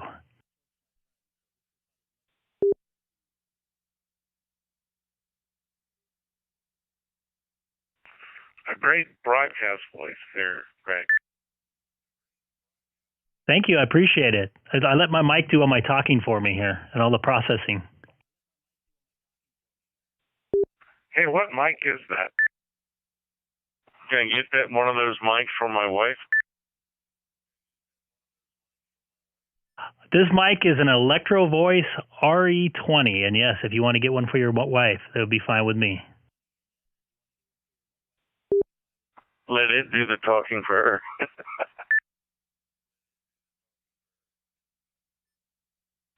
Yeah, those are about $500.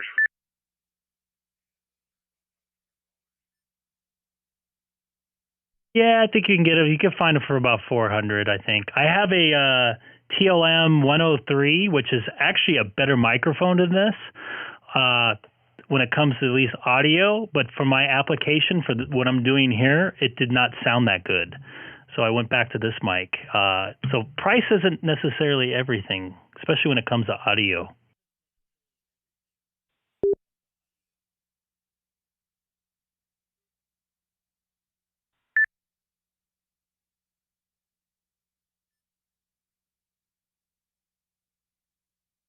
Yeah, we're not like.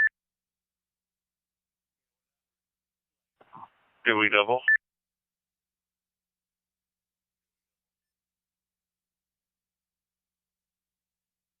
Go ahead, Jim. Yeah, it's not like we're recording stringed instruments and horns. So, the voice is, the voice capture is where I want to be at. So, I'm looking for that. But Greg's audio, his microphone really sounds good. It's just got, some brightness to it that I really like. Thank you. I appreciate it, man. It was a lot of work getting this thing going and trying to sound as good as possible. I'm an audio engineer, so I take that compliment. I don't take that compliment very lightly, so appreciate it. This microphone. I'll tell you, what I've heard is that listening, the 9700 has inherently a fairly harsh audio, and people run it really hot out of the box. But Greg sounds really good. It's the highs, a little more highs on it than say the 7100, but it sounds really good, Greg. Thank you. I'm actually running at 75% right now, which is kind of not good for DStar, but seems to be doing okay for me.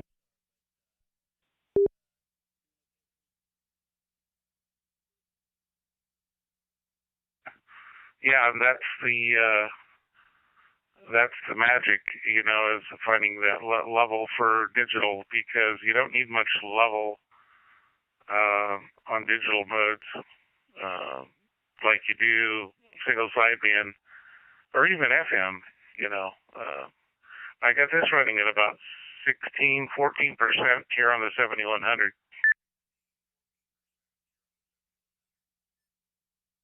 That's where I should be running it, and if I do, everybody tells me I'm too low. So this seems to be the sweet spot. I had a couple people tell me I'm loud, but it still sounds clean. So I don't know. Usually when I'm on 2 meter sideband, I'm on the microphone a little more, and when I'm talking on DStar, I'm a little bit further away. You know, like 4 or 5 inches away, where I should be when I'm talking on 2 meter, but I want to get as much audio punched through on the 2 meter sideband as I can.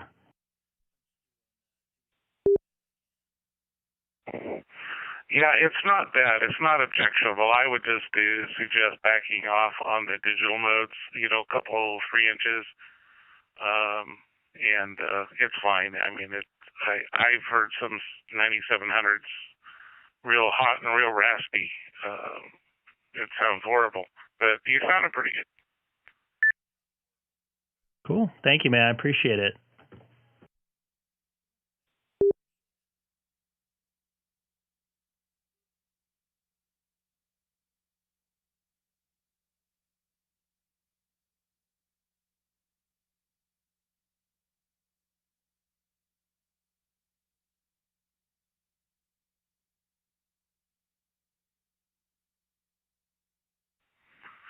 I'm not running it on the 7100, but I have been running a Sennheiser microphone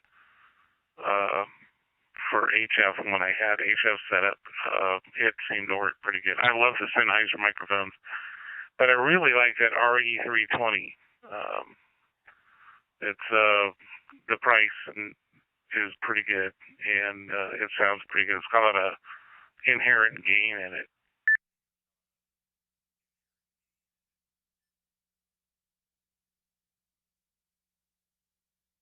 Yeah, that's very similar to the variable D technology in the RE20.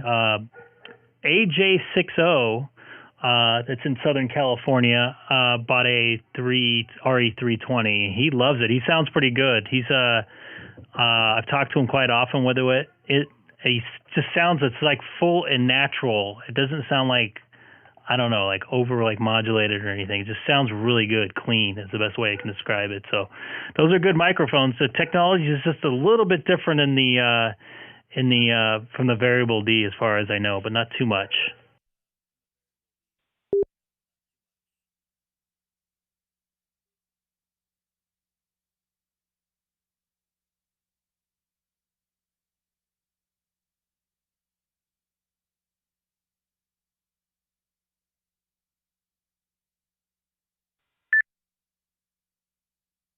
Francisco.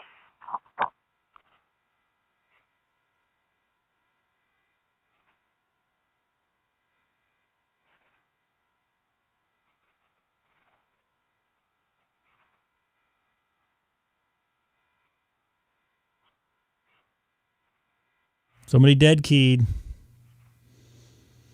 Somebody's dead keying. Who is it? Your daughter. My daughter dead keyed?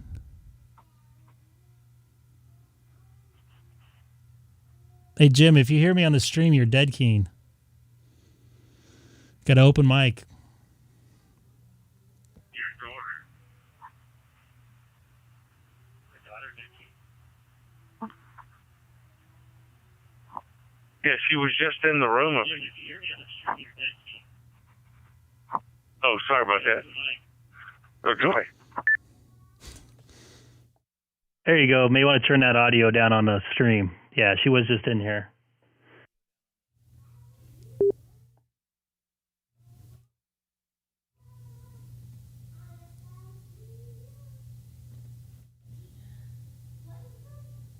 Can hear in the background probably. K6EGG. Someone was hot micing for like 60 seconds. My bad, guys. It won't happen again.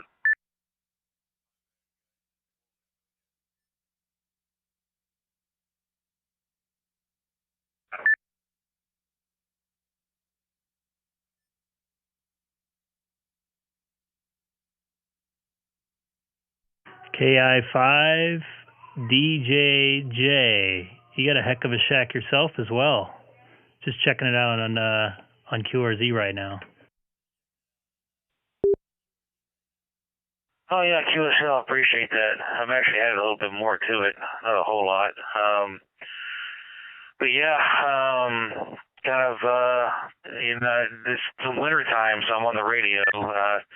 And the midday I'm active, but I'm most active when it gets cold, and I kind of sit here in my shack and just kind of hang out and listen and interact once in a while. Back to y'all.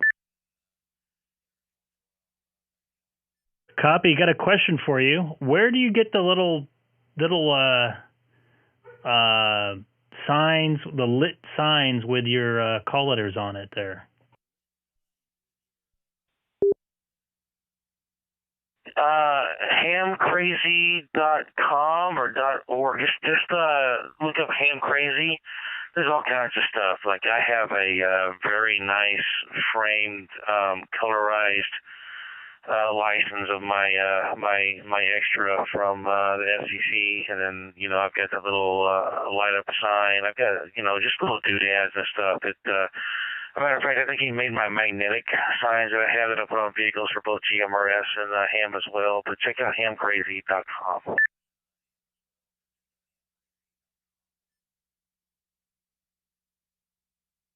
Thank you. I appreciate that. I'm gonna do some research on this. This is some good stuff here. Yeah, the guy's super nice. One time he made a mistake on like my GMRS call sign, and he headed out the same day getting it fixed.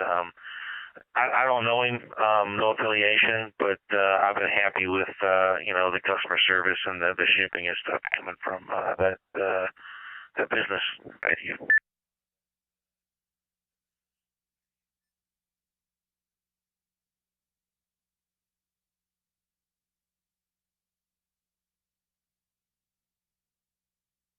I got to spend more money on a lighted sign.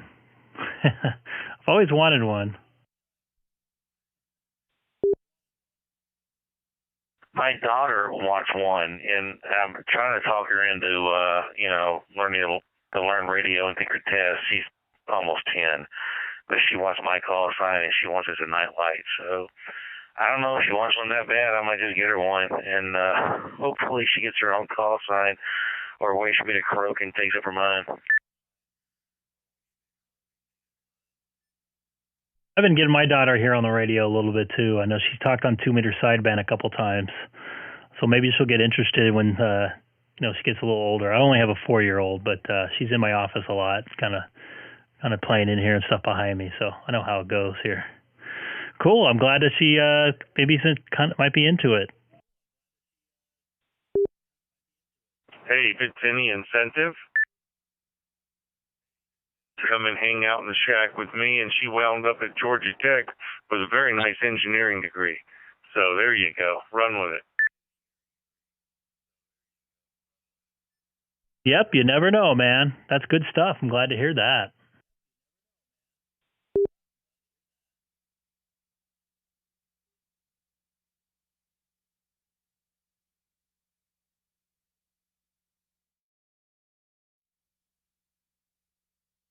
Whoops.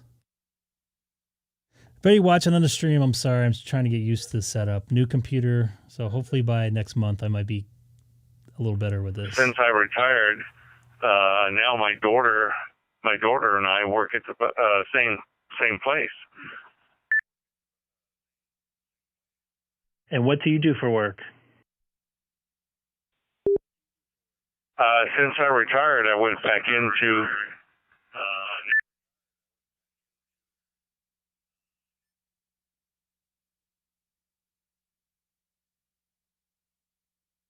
I think you cut out there. You may want to turn down your audio a little bit.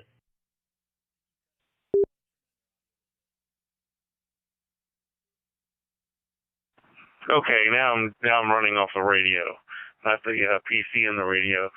When we first started out, there was only like a few seconds delay in the audios. Now there's like multiple seconds of delay, so it's I got to work off just one radio or the PC. So I'm working off strictly radio now. My daughter, she is a engineer for product quality control and industrial engineering. I am a electrical engineer. I have my PhD in electromagnetic sciences, and then I moved on and got my doctorate afterwards in medicine. So now I'm working with both my daughter and I both work for Black and Black Surgical. It's located here in Atlanta, Georgia, and we design medical machines, tools, and whatever for the physicians out there doing surgery of any sort. So that's kind of what we do. W9DSW.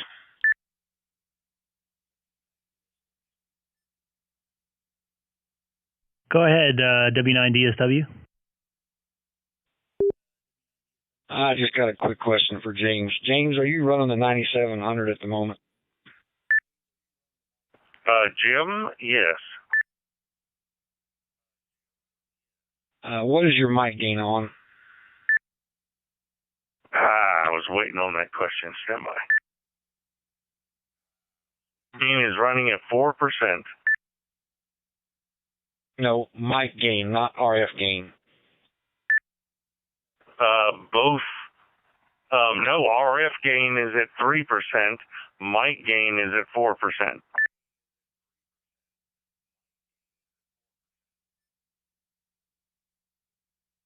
Are you running through some other kind of audio filter?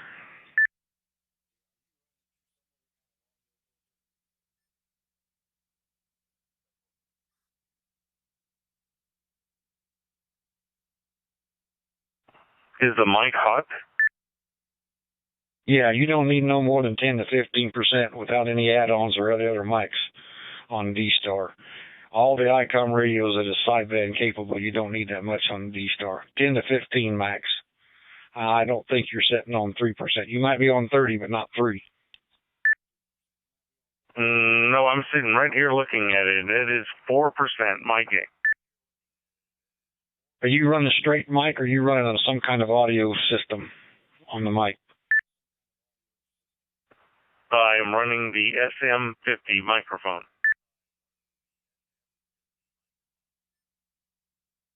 And that's not made by Icom? No, sir. It is made by Icom. It is the Icom SM50. And it plugs straight into the front, not going into any other strange orifices. It goes right into the front, and I chose, going through just monitoring, I had to bring it down to 4%, or it was horribly overdriving. W8YXM, you sound pretty good to me. You're both about the same volume level. There's some difference in your voices, like one of you doesn't have a whole lot of bass in your voice, but that could be the voice itself. W8YXM.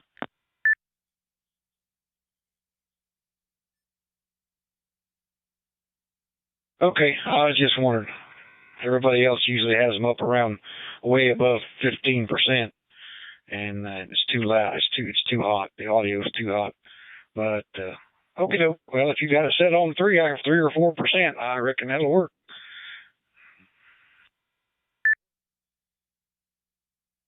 Sounds to me like you used the echo test feature to set it up. W8YXM.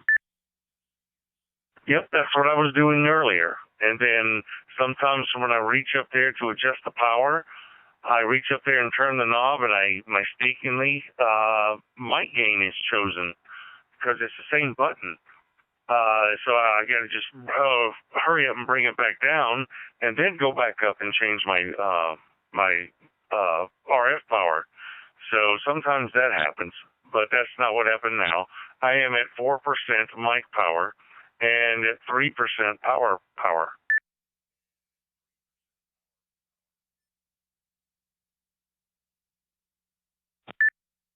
Well, like I said, you both sound about the same to me, except for, like I said, I think, it's what I refer to as the audio input to the microphone is the major difference. WA wags them.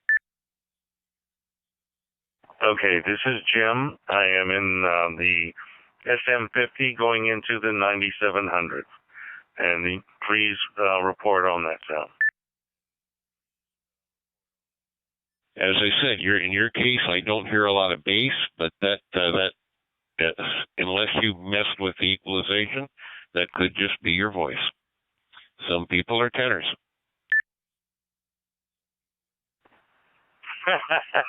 You know what? When I first wake up in the morning, my wife would disagree with you. But as the day goes on, you become more and more correct. Yeah, well, this guy sings bass. 7-3 WA wags them.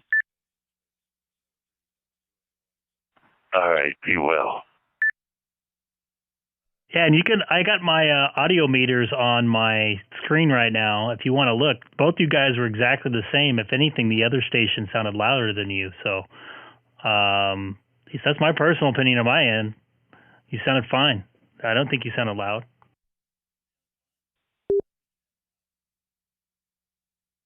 Well, that's my first horror. I dread, coming in here with like this vociferous audio levels that just absolutely do nothing and just throw havoc onto a digital signal. Okay, so I try myself to start out at way back down at the bottom, and then start adding until it gets obnoxious, and then bring it back down a little bit out of obnoxiousness.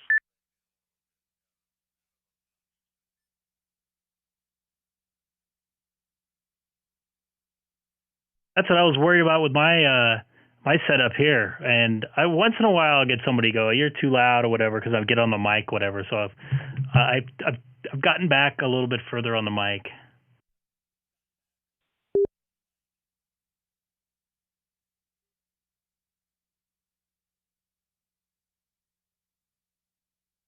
Well, one day I'm going to have some friends, and I'm going to go to a different, another room, and then we're going to put it all together, and then we're just going to beat each other up and, and say, hey, your audio, you suck at your audio.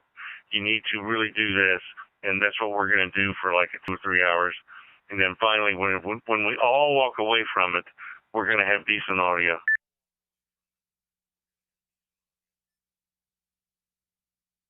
One of these days, I haven't touched my audio in, I don't know, maybe a month. Someone complained that I was loud. I ended up just getting back on my mic, and that goes back to why I said this has variable D technology. So the closer I get, it doesn't change the frequency level. Like a lot of microphones, if you get closer, you get a little bit more deeper, have a lower end. That doesn't happen with this microphone. It stays pretty much the same. There's no presence to it when you get any closer. So at least I got that going for me on this mic.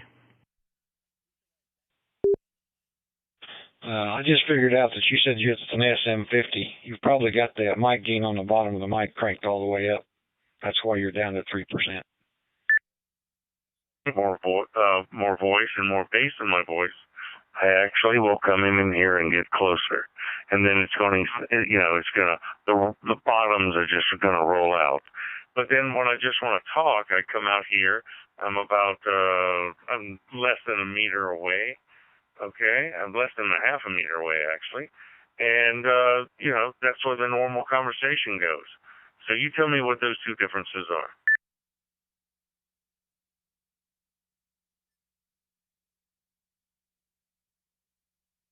difference was significant on my end, K6EGG.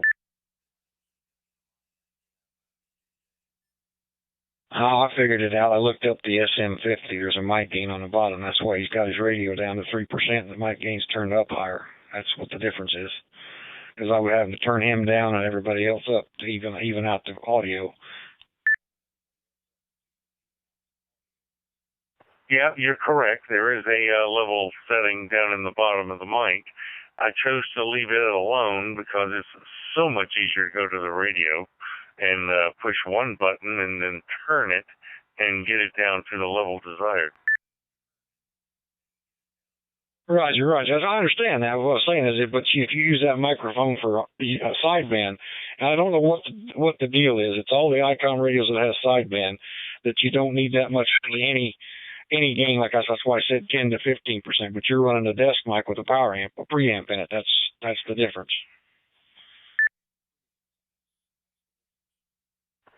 Yeah, and on my sideband, when I go to sideband, it's got a little low cut button here. Okay, and I can push that low cut button, and it brings it down exponentially. So it'll. I've been anxious to be able to try that with somebody.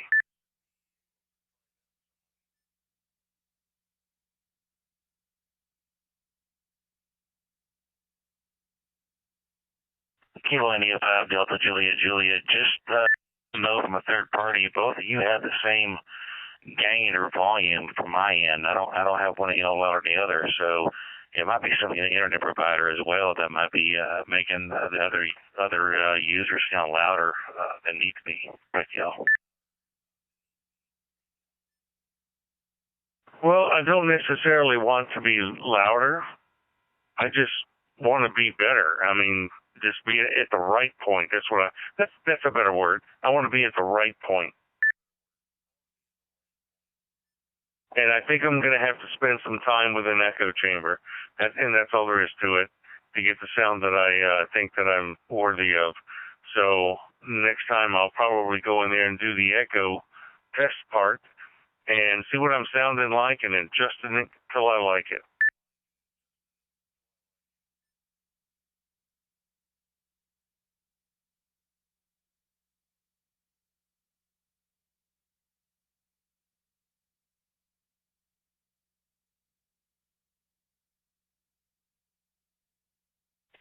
KF0DRB, radio check.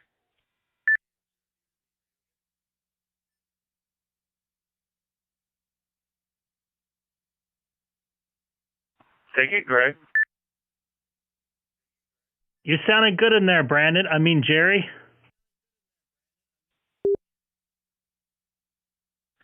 Well, thanks. Been away from the radio for a while. Actually took my radio on the road today. I'm going to use it tomorrow for an event, so I've been noticing my hotspot has been disconnecting itself from Dirty Charlie lately. It's kind of strange. I don't know what's going on there. Not a big deal, really, but figured I'd stop in and say hello.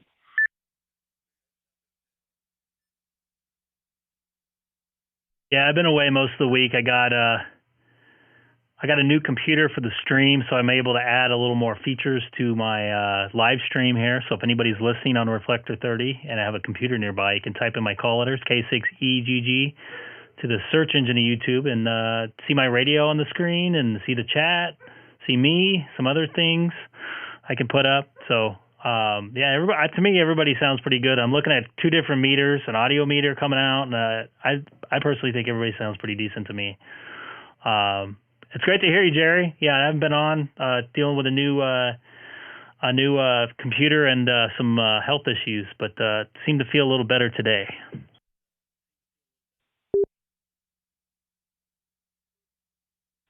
Roger. Well, I figured I'd jump on the radio here for a little bit. So, seeing that you had some stuff, I seen that you were streaming, and I was listening to those other guys with the audio checks, and figured I'd jump into the fun here. So, I hope everyone fares well, and God bless. Have a good night. Take care. This is KC4LGM in Tequila, Georgia, bidding you all 73. Take care, Jim. Nice once again making contact with you. I hope we can chat again sometime.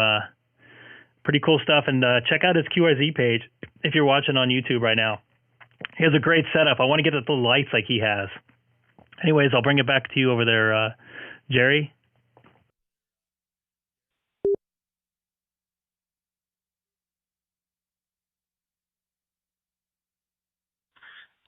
Oh yeah, look at that. That's some awesome. That's some good fine business right there. I'm gonna have to model my shack after that one. That is for sure. Back to whoever's next. K6EGG. I was just jumping in here. K4IO jumping in.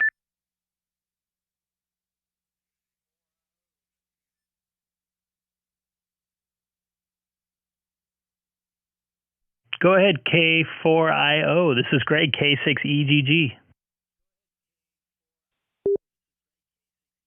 Hey, good evening, guys.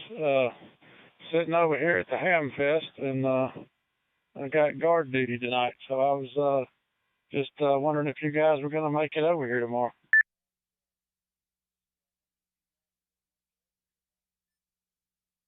I don't think I'm going to make that trip. Even if I started driving right now, I wouldn't make it. I'm over in California, so I think the other person I'm talking to is in Iowa. I think Jim was close, so he might pop over there. But I wish it was closer, and I wish I could join you guys. This is Greg, K6EGG in Southern California. Oh, yeah, okay. Well, it probably wouldn't be worth jumping on the red eye. But, yeah, we're over here in Lawrenceville, Georgia. So I heard of Tequila, Georgia, I thought I'd ask that. But anyway, yeah, just hanging out, and everything's copacetic over here, ready for the big event tomorrow morning. Cool deal. You on a local repeater, or are you going to a hotspot? I got a little Zoom spot running on a little battery, and I'm going through my cell phone for internet access. Cool deal. Sounds good, man. Nice. Thanks for jumping in there and saying hi. I wish I could join you guys. I'll send it over to Jerry. Spacing on this caller. It's KF0DRB.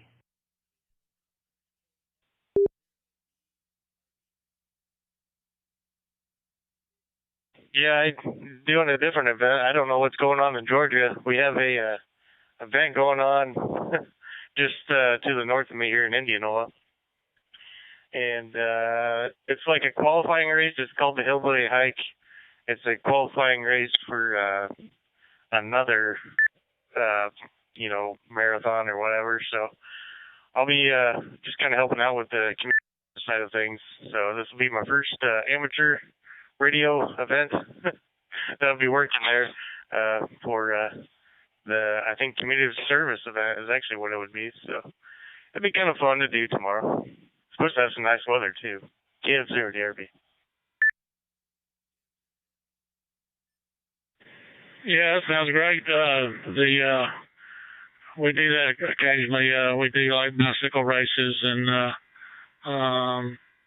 special events and stuff. So yeah, they appreciate it. They're glad someone has got a radio that can help out. So it makes these events a lot more safer. But yeah, you'll breeze right through it, man. It's easy. It's nothing to it. It's past traffic. It's all, and you'll have a great time. But anyway, I'm gonna leave it with y'all. I'm gonna go make my rounds, and I will catch y'all later on. Great talking to you. Didn't mean to interrupt anything. Just wanted to see if this thing was working mainly. So y'all have a great evening from Lawrenceville, Georgia. The great Ham Fest there that Alfred Memorial Radio Club puts on. K4IO will be clear on your final. Well, Roger, you're not interrupting anything. We're just playing a little bit of radio, so you're welcome anytime. Yep, have fun there in Lawrenceville and 73, sir. We'll catch you on the next one. KF0DRB. Greg, you're still out there? Oh yeah, I'm still here. Nice busy night. Just taking a standby, man. I was hogging up the reflector all night. It's nice to hear it nice and busy.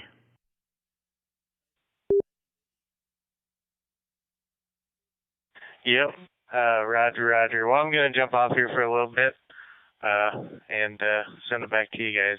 Just wanted to jump in and say hello and get in on some of the radio fun this evening. GF0, DRB. Excellent. Thank you for stopping by. And I'm seeing more and more messages like yours lately on DStar. I think it's pretty funny. So trolling at its best. This is Greg, K6EGG, also streaming live on YouTube. If you type in my call letters to the YouTube search engine, you'll see my radio, some audio meters, and myself. So anyways, thanks again for stopping by, Jerry. Love to hear you all the time.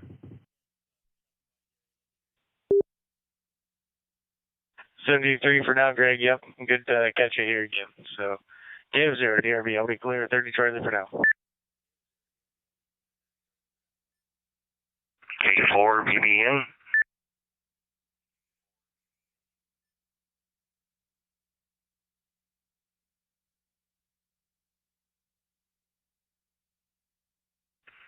K4 BBM. K4 BBM, this is Greg, K6EGG. I didn't know if you're calling somebody in particular there, so I took a standby. Go ahead.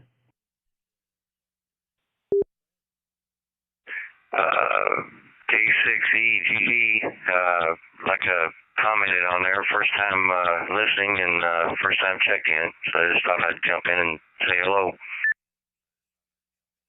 Hello and good evening. How you doing tonight? Thanks for stopping by.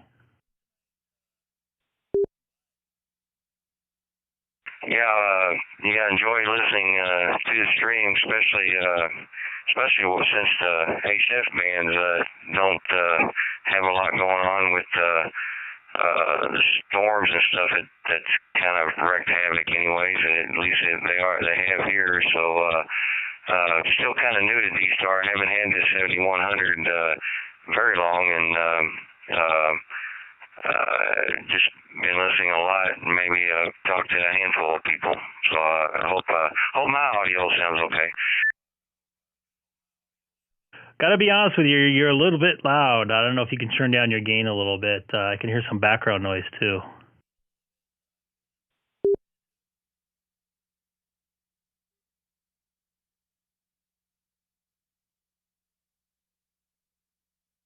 Okay, let me how's that? Is it a little bit better? Yeah, that's a lot better there. Appreciate it. Yeah, it sounds a lot better. You're just a little bit, like everything was starting to splatter a little bit on the top end.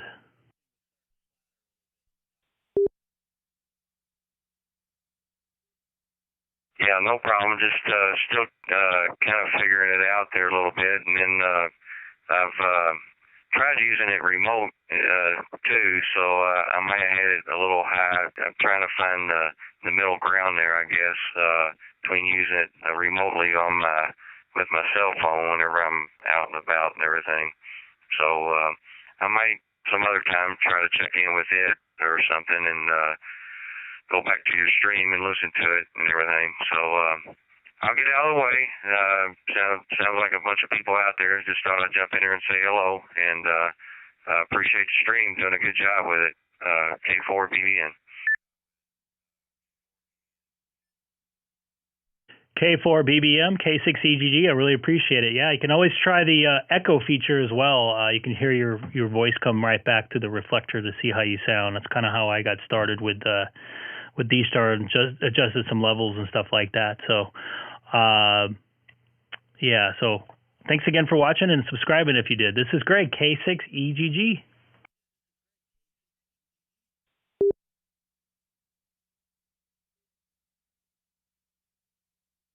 Been on 2 hours straight without getting up. I'm on Reflector 30 Charlie tonight. Busy night tonight. This isn't like my net or anything like that. Just to let you know, this is not my reflector. I'm not running any type of deal going on, so don't make me feel like I'm kind of doing that. So Thanks again, everybody, for watching. I really appreciate it. Anybody new to the channel, which a couple of you guys did today, you guys subscribed. I really appreciate it. I come on 2 or 3 days a week, depending on my work and personal schedule. And I've been off a lot lately, dealing with some medical issues. So I've been on a little more than normal. Although this was actually, I went on the other night briefly, but I try to go on as much as possible.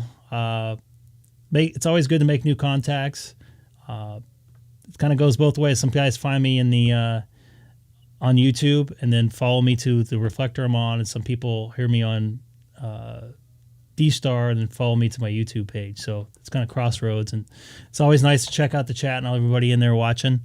A lot of good information being spread in there. A little quiet tonight, but for the most part, it stays pretty busy. So I think we got the lurker out there, Ray, still watching. I think he's in Ohio right now. I almost said something else. I don't know what I was thinking there. Looks like we got Ryan out there.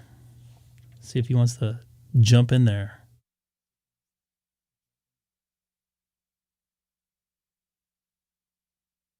K04KGP. This is Greg, K6EGG.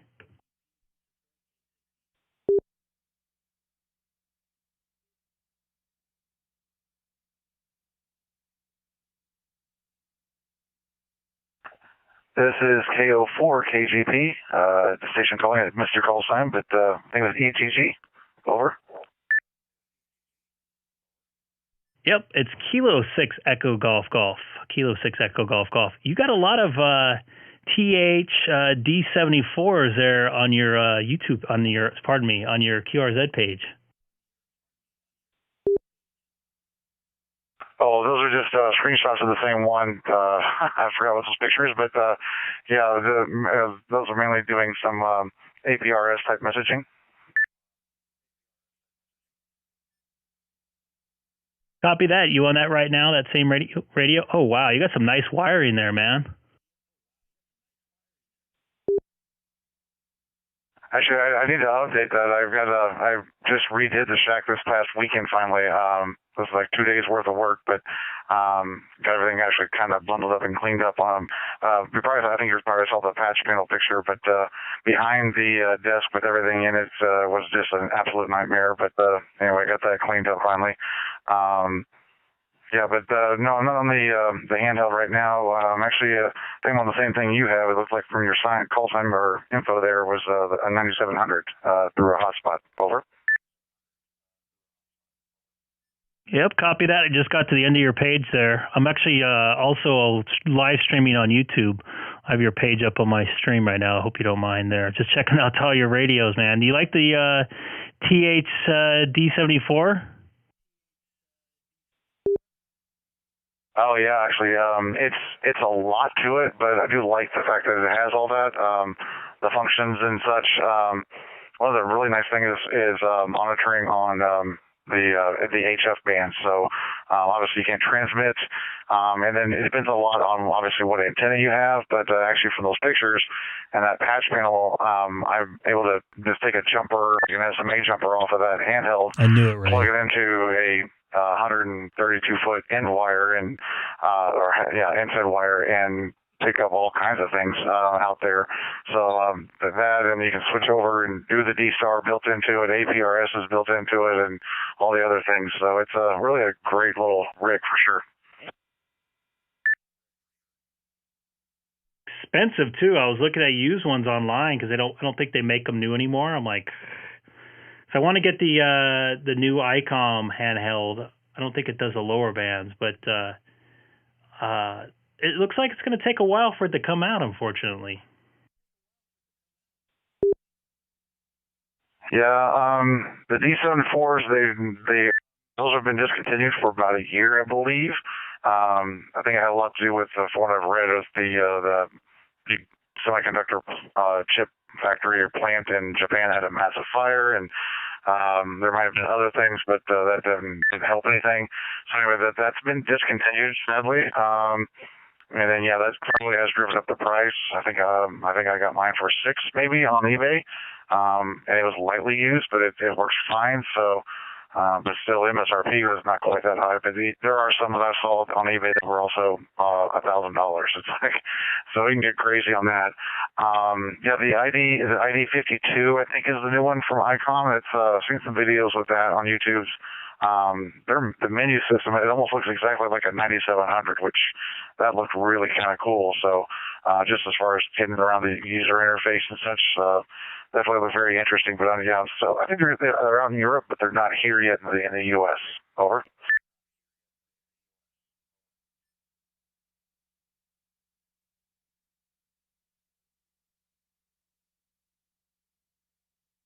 Yeah, it looked like Japan had them. I've read some stories about some people ordering from Japan, and their band plan's a little bit different, so the radio's not working exactly the way they wanted to here in the States. But supposedly there's a flash you can do for them, but I'm not 100% sure. So it looks like I'm probably going to have to wait a couple more months before I get one of those. And yeah, it has the same user interface as the 9700. At least it looks like it. So it will be a nice transition. It'd be nice to take to, like, because I travel a little bit, it'd be nice to take to my hotel room and just use my HT on there. Oh yeah, I would think that would be really great. Yeah, it has the DStar built into it. Icom doesn't seem, I'm not aware of anything that have natively that does APRS, which isn't everybody's bag, of course, but I've had some fun with it and some of the tracking and GPS type things and locations, but being able to send text messages via RF back through a gateway, then it finally gets through the internet back to a cell phone and those kind of things has been really cool. But I have a 5100 that, the same kind of menu. It's been pretty nice to, it's not a big learning curve when you get that rig or another Icom rig for sure. So they did a great job, I think, with that whole menu system. So yeah, it's been a lot of fun there. So, but yeah, that would work really well, I think, for travel on the road. The ID52, once we can get a hold of one.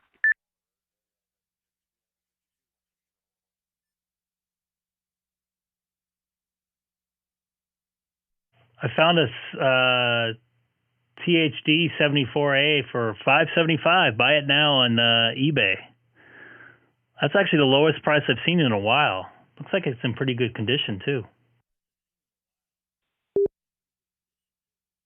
Can I say the model number again? Over. THD 74A.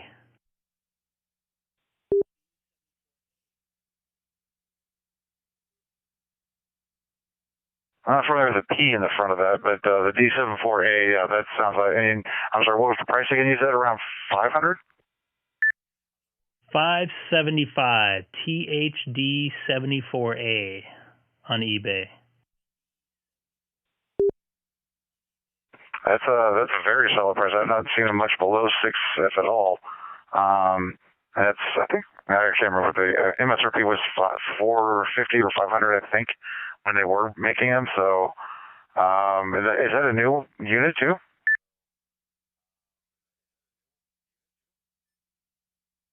No, it's used, but that's still a pretty decent price for used. Oh yeah, as long as it's in good shape and working condition, for sure, absolutely. I wouldn't balk at that one for sure.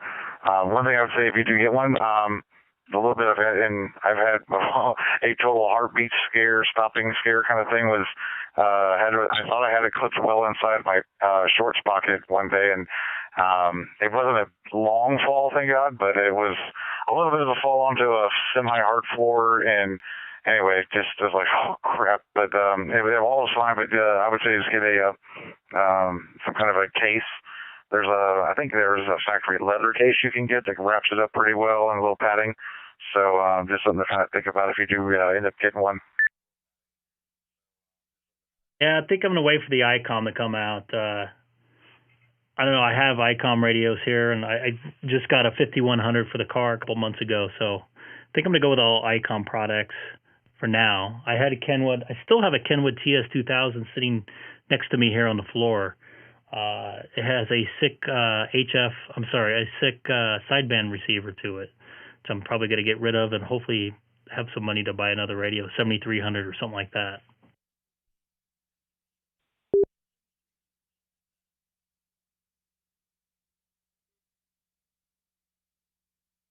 Yeah, I kind of a mix of Kenwood and the Icom. So, like that handheld for the Kenwood, and then I've got a Kenwood. Well, my first base station at home when I first got this a year ago was the VM71A, I think, dual bander. And then I've also still got that as a backup kind of system, basically, to the 9700. But the Delta 710 Golf, sorry. So the D710G, I have that in my primary daily driver vehicle SUV, which is another dual bander, but it does have built-in APRS type of things and tracking, and that's what I've been messing with, that stuff. So, and then Icom base stations really for the most part here at home.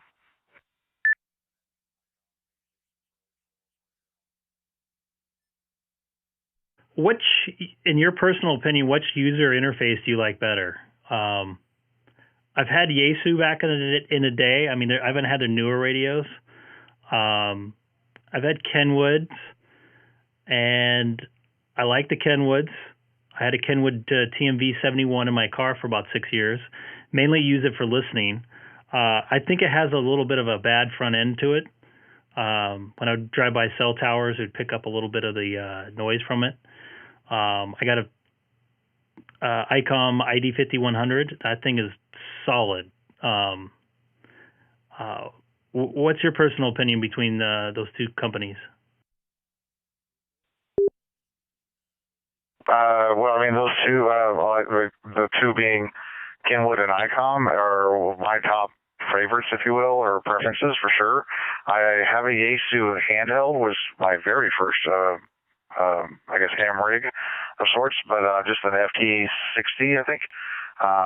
Anyway, but that's very basic, but very rugged and well built, and kind of beat the heck out of it. It'll still keep on ticking. But yeah, I just got a 5100 the other day. I saw it for a little under 400 somewhere online, free shipping. So I was like, I didn't really need it, but I've heard nothing but great things about it. So yeah, it's been great. If you've on that 5100, I just got a tip the other day was the mic volume. There's like a mic gain kind of thing. I think that's basically what it is, like you would have on a base station kind of deal. But anyway, so there's a mic volume that, you know, in the I think it's in the connections or somewhere in the settings in the menu. Anyway, it was real obvious once you landed on it, you're like, oh, it was only set at 2. Turn it up to like 5 or whatever near the top or the top setting, and it's not overdriving it kind of thing, gain wise, and it just, you could be heard really well. So, yeah, it's been great. So I might end up putting it in a vehicle eventually, but for now it's just kind of my backup dual band station. I love it. Really didn't need it, but I needed it. I like it, man. That's good stuff. I know a couple of us met up for a ham radio, like a little get together. A bunch of us talk on 2-meter sideband, and we went to me and one other guy went over to HRO, and it's like, there's nothing here I couldn't really live without, so I'm gonna pass. But even though we found some stuff that was very interesting, we could use. So you can always use new equipment. So that's the way I look at it. Anyways, I think I'm going to be getting out of here in a few minutes. I've been on for about 2.5 hours. I don't want to be hogging up the reflector, but it's good to hear a lot of people out here. It sounded like it was a pretty busy night, and it was great making contact with you there. This is Greg, K6EGG. Also live streaming on YouTube. If you type in my callers, K6EGG, into the YouTube search engine. I'll send it back to you for a final. Yeah, great. Thank you very much. Nice work. And I was just looking at from your QRZ, the link there. So got that pulled up, and we'll check that out here in a little bit. So this is Ryan here on the East Coast in Florida. But so yeah, I'll check it out for sure. And I appreciate the QSO, and you have a good night yourself. The 7-3 as well. This is Kilo Oscar 4, Kilo Golf Papa.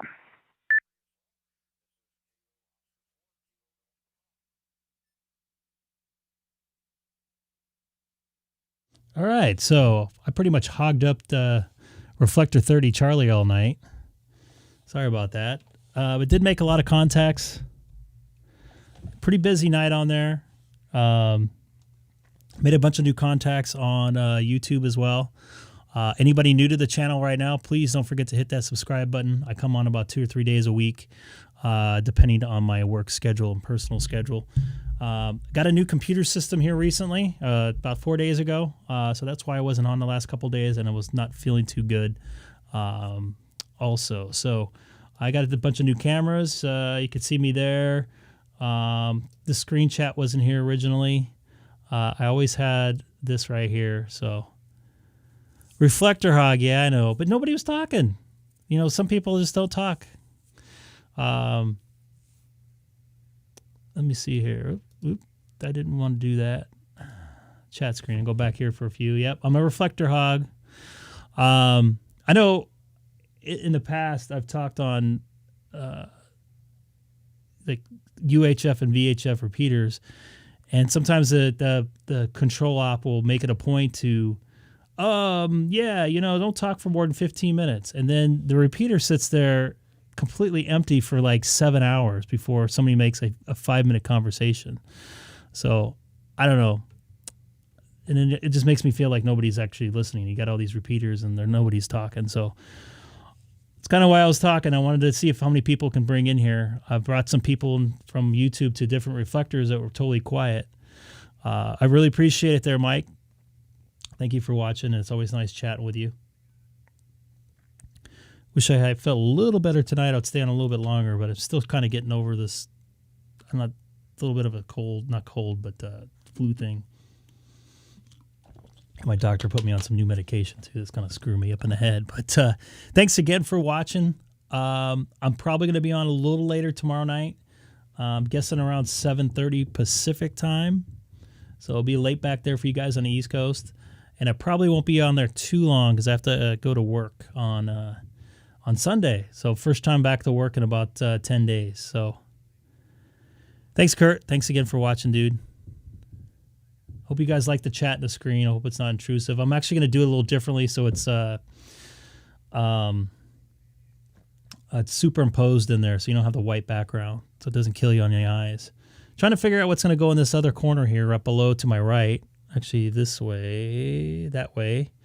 Don't know what I'm going to put in there. Maybe my ham shack picture. I don't know.